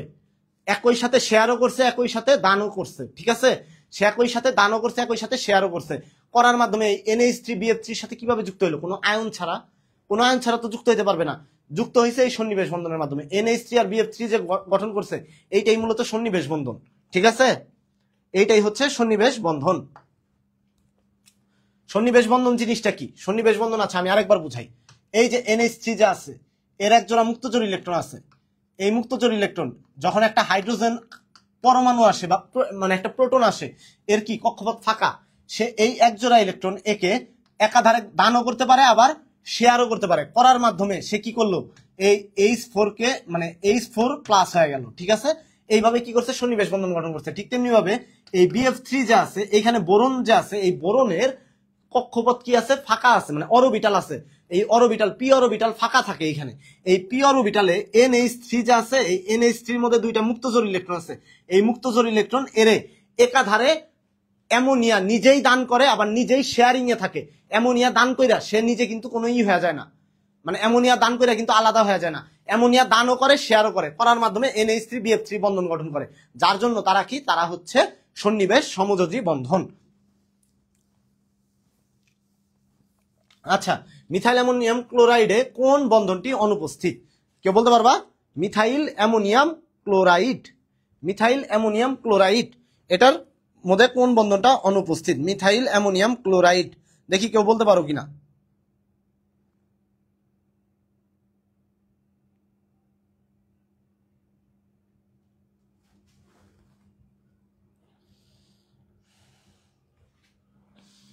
আচ্ছা, তোমাদেরকে বলি, দেখো এটার সঙ্গে হচ্ছে CH3 NH3 Cl, methyl ammonium chloride, এইটার মধ্যে কোন ধরনের বন্ধন অনুপস্থিত? Methyl ammonium chloride. ঠিক আছে, মিথাইল অ্যামোনিয়াম ক্লোরাইড। এই যে অনেকের মনে প্রশ্ন আসতে পারে, ভাইয়া এইখানে অ্যামোনিয়াম মানে তো NH4 হওয়ার কথা, তাই না? NH4 প্লাস হওয়ার কথা, কিন্তু তোমাদের মাথায় রাখতে হবে এইখানে NH4 প্লাস, এটা Cl মাইনাস, এই NH3 আছে। কেন হয়েছে? কারণ নাইট্রোজেনের হাত কয়টা? একটা, দুইটা, তিনটা, আর একটা হাত দিয়ে সে কি করছে, হাইড্রোজেনের সন্নিবেশ বন্ধনের মাধ্যমে ধরছে। এখন এইখানে নাইট্রোজেনের একটা হাত যদি মুক্ত হয়, একটা হাত মুক্ত হইয়া ওইখানে তোমার কি যুক্ত হয়েছে? CH3 যুক্ত হয়েছে। ঠিক আছে, CH3 NH3 আর সাথে কি 4 প্লাস, এই যে এইটা হচ্ছে সন্নিবেশ বন্ধনের মাধ্যমে গঠিত হয়েছে, একটা H প্লাস যে দান করছে, ফলে কি হয়েছে, একটা এখানে সন্নিবেশ বন্ধন গঠিত হয়েছে, অর্থাৎ NH3 প্লাস আর সেই সাথে Cl মাইনাস। এইখানে দেখো আয়নিক বন্ধন আছে, NH3 plus Cl minus, NH3 plus Cl minus, এটা কি আয়নিক বন্ধন। আবার CH3 যে আছে, এই CH3 কি, এটা হচ্ছে তোমার সমযোজী বন্ধন। তার মানে সমযোজী বন্ধন আছে, সন্নিবেশ বন্ধন আছে, বা সন্নিবেশ সমযোজী বন্ধনও আছে। আরেকটা কি, তোমার সমযোজী বন্ধনের মধ্যে আবার দুই ধরনের বন্ধন, আয়নিক বন্ধনও আছে। দেখো আয়নিক বন্ধন আছে, সন্নিবেশ সমযোজী আছে, আবার তোমার সমযোজী বন্ধন আছে। সমযোজীর মধ্যে কয় ধরনের বন্ধন আছে? দুই ধরনের, একটা হচ্ছে পাই বন্ধন, একটা হচ্ছে সিগমা বন্ধন। এখন দেখো কার্বনের সাথে তিনটা কি আছে? এইচ আছে। এই তিনটা এইচ এর বন্ধন কি, পাই বন্ধন না সিগমা বন্ধন? যেহেতু একক বন্ধন বা একক মানে কি রয়েছে, তোমার দ্বিবন্ধন থাকলে একটা পাই হয়, একটা সিগমা হয়, একটা পাই হয়। এখানে দেখো সবগুলাই কি একক বন্ধন, তার মানে সবগুলা কি ধরনের বন্ধন? সিগমা বন্ধন। এই যে NH3 এর সাথে যে সংযুক্ত হয়েছে, NH3 প্লাস, এটার সাথে যা আছে এইটাও কি সিগমা বন্ধন দ্বারা সংযুক্ত হয়েছে। আবার এই যে অ্যামোনিয়া যে এখানে যুক্ত হয়েছে, দেখো নাইট্রোজেন হাইড্রোজেনের সাথে, সবগুলা কি একক বন্ধন দ্বারা বা সরাসরি বন্ধন দ্বারা, এটাও সিগমা বন্ধন। আর এইখানে বাকি রইল কি, ক্লোরাইডের সাথে যুক্ত হয়েছে, এটা কি, এটা হচ্ছে আয়নিক বন্ধন। তার মানে কোন বন্ধনটা উপস্থিত? পাই বন্ধন উপস্থিত, পাই বন্ধন, কারণ এইখানে কোনো কি নেই, দ্বিবন্ধন নাই, তার মানে এটা কি, পাই বন্ধন অনুপস্থিত। আশা করি তোমরা সবাই এইটুকু পর্যন্ত ক্লিয়ার। ঠিক আছে, তো ডাইপোল মোমেন্ট আমি যেটা তোমাদের কি যেন বললাম, ম্যাগনেটিক মোমেন্ট যেভাবে বের করতে বললাম, অযুগ্ম ইলেকট্রন, এই যে এই জিনিসগুলো একটু ভালো মতো পড়বা। আশা করি কারো আর কোনো প্রবলেম থাকবে না। আজকে এই পর্যন্তই থাকুক, তোমাদের সাথে নেক্সট ক্লাসে আগামী পরশু দেখা হবে, কারণ আগামী পরশু দিন আমার আবার এক্সাম আছে। তো কালকে রাতটা আমার নিজের পড়ালেখার প্রতি একটু ব্যস্ততা বাড়বে। কালকে তোমাদের আইকিউ ক্লাসটা তোমাদের আরাফাত ভাইয়া নিয়ে নিবে। তো ইনশাল্লাহ পরশু দিন সবার সাথে আবার দেখা হচ্ছে আমার। ঠিক আছে, সবাই ভালো থাকো, সুস্থ থাকো, ইনশাল্লাহ সবার সাথে আবার দেখা হবে। আল্লাহ হাফেজ।